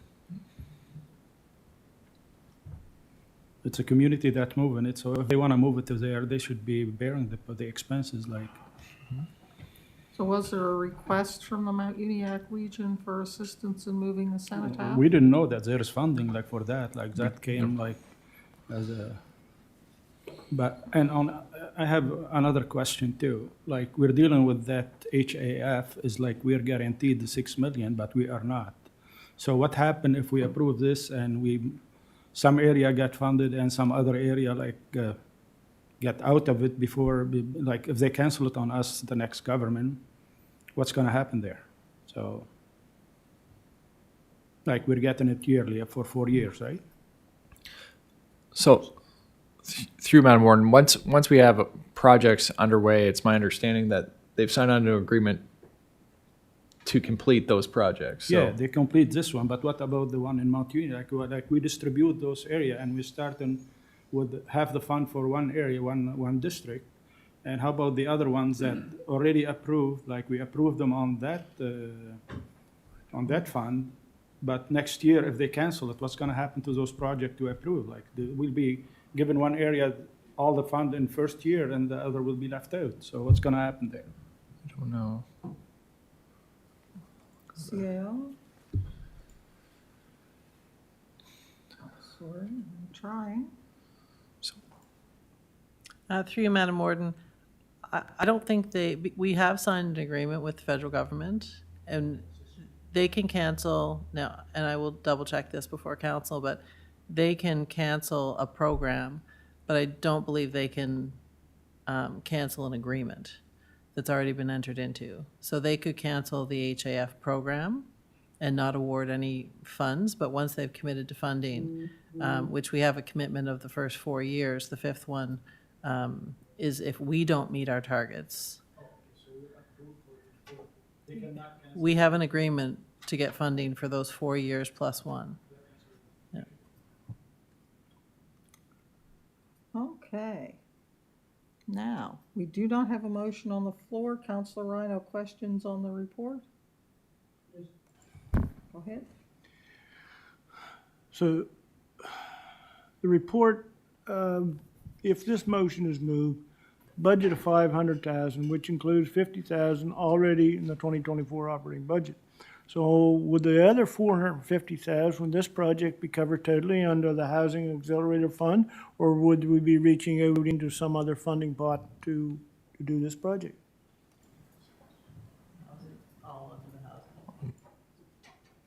CAO? Through, the intent would be that the entire project would be funded under the Housing Accelerator Fund. And again, The I think- 50,000 is for design, and the 450 would be for the So construction. it would be funded, so there'd be no other fund, municipal pot that would Right. take note. I still find this a stretch for the Housing Accelerator.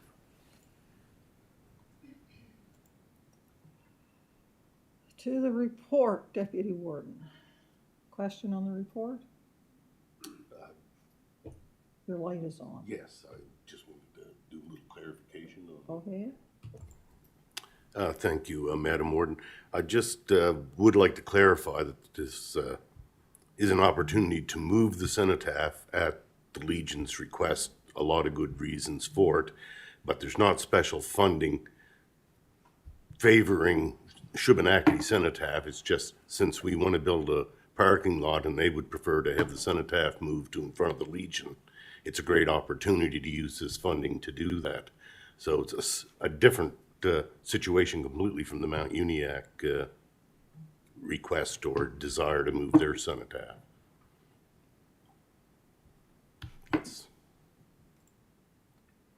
Councilor Garden Cole, question on the report? No, I was just going to make the motion. That's fine. Move that council create and approve a new capital budget titled Shubenacadie Public Parking Lot with a budget of $500,000, which includes $50,000 that was already in the 2024-25 operating budget, and that design consultants be engaged this fiscal year to complete the engineering design to set up the planned 2025 construction funded through the Housing Accelerator Fund. Seconded by Counselor Marion. Is there any discussion on the motion? Question's been called. We'll go to the vote.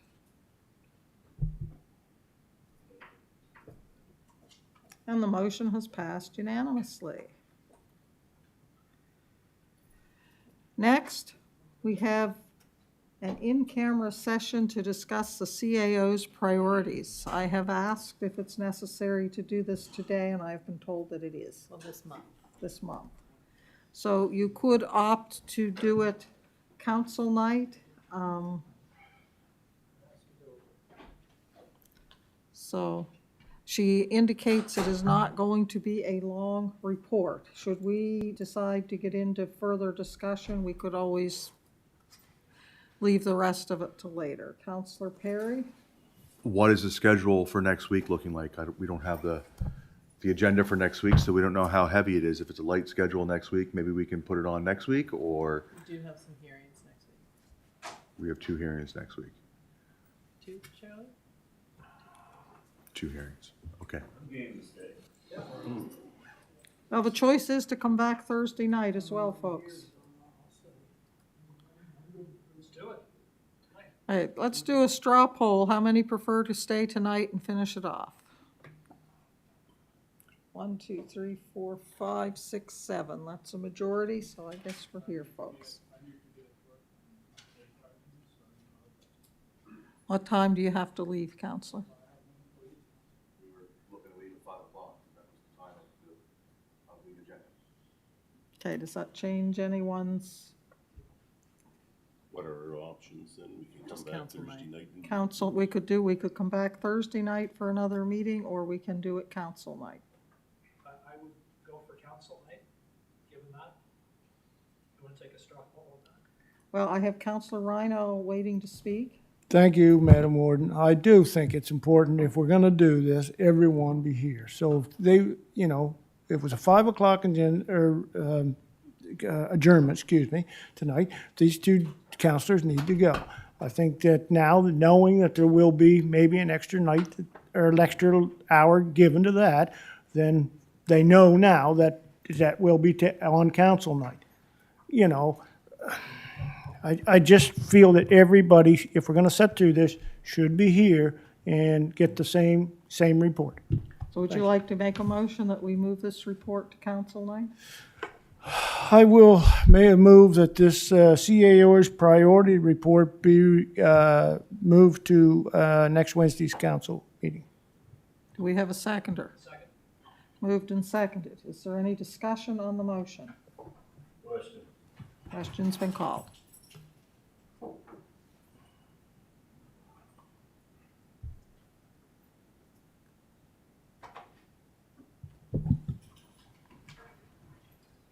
Motion is passed unanimously. So that concludes the agenda for this afternoon, evening. Folks, would someone like to move a motion to adjourn? Moved by Counselor Perry, Second. seconded by the Deputy Warden. All those in favor? Contrary, motion is carried.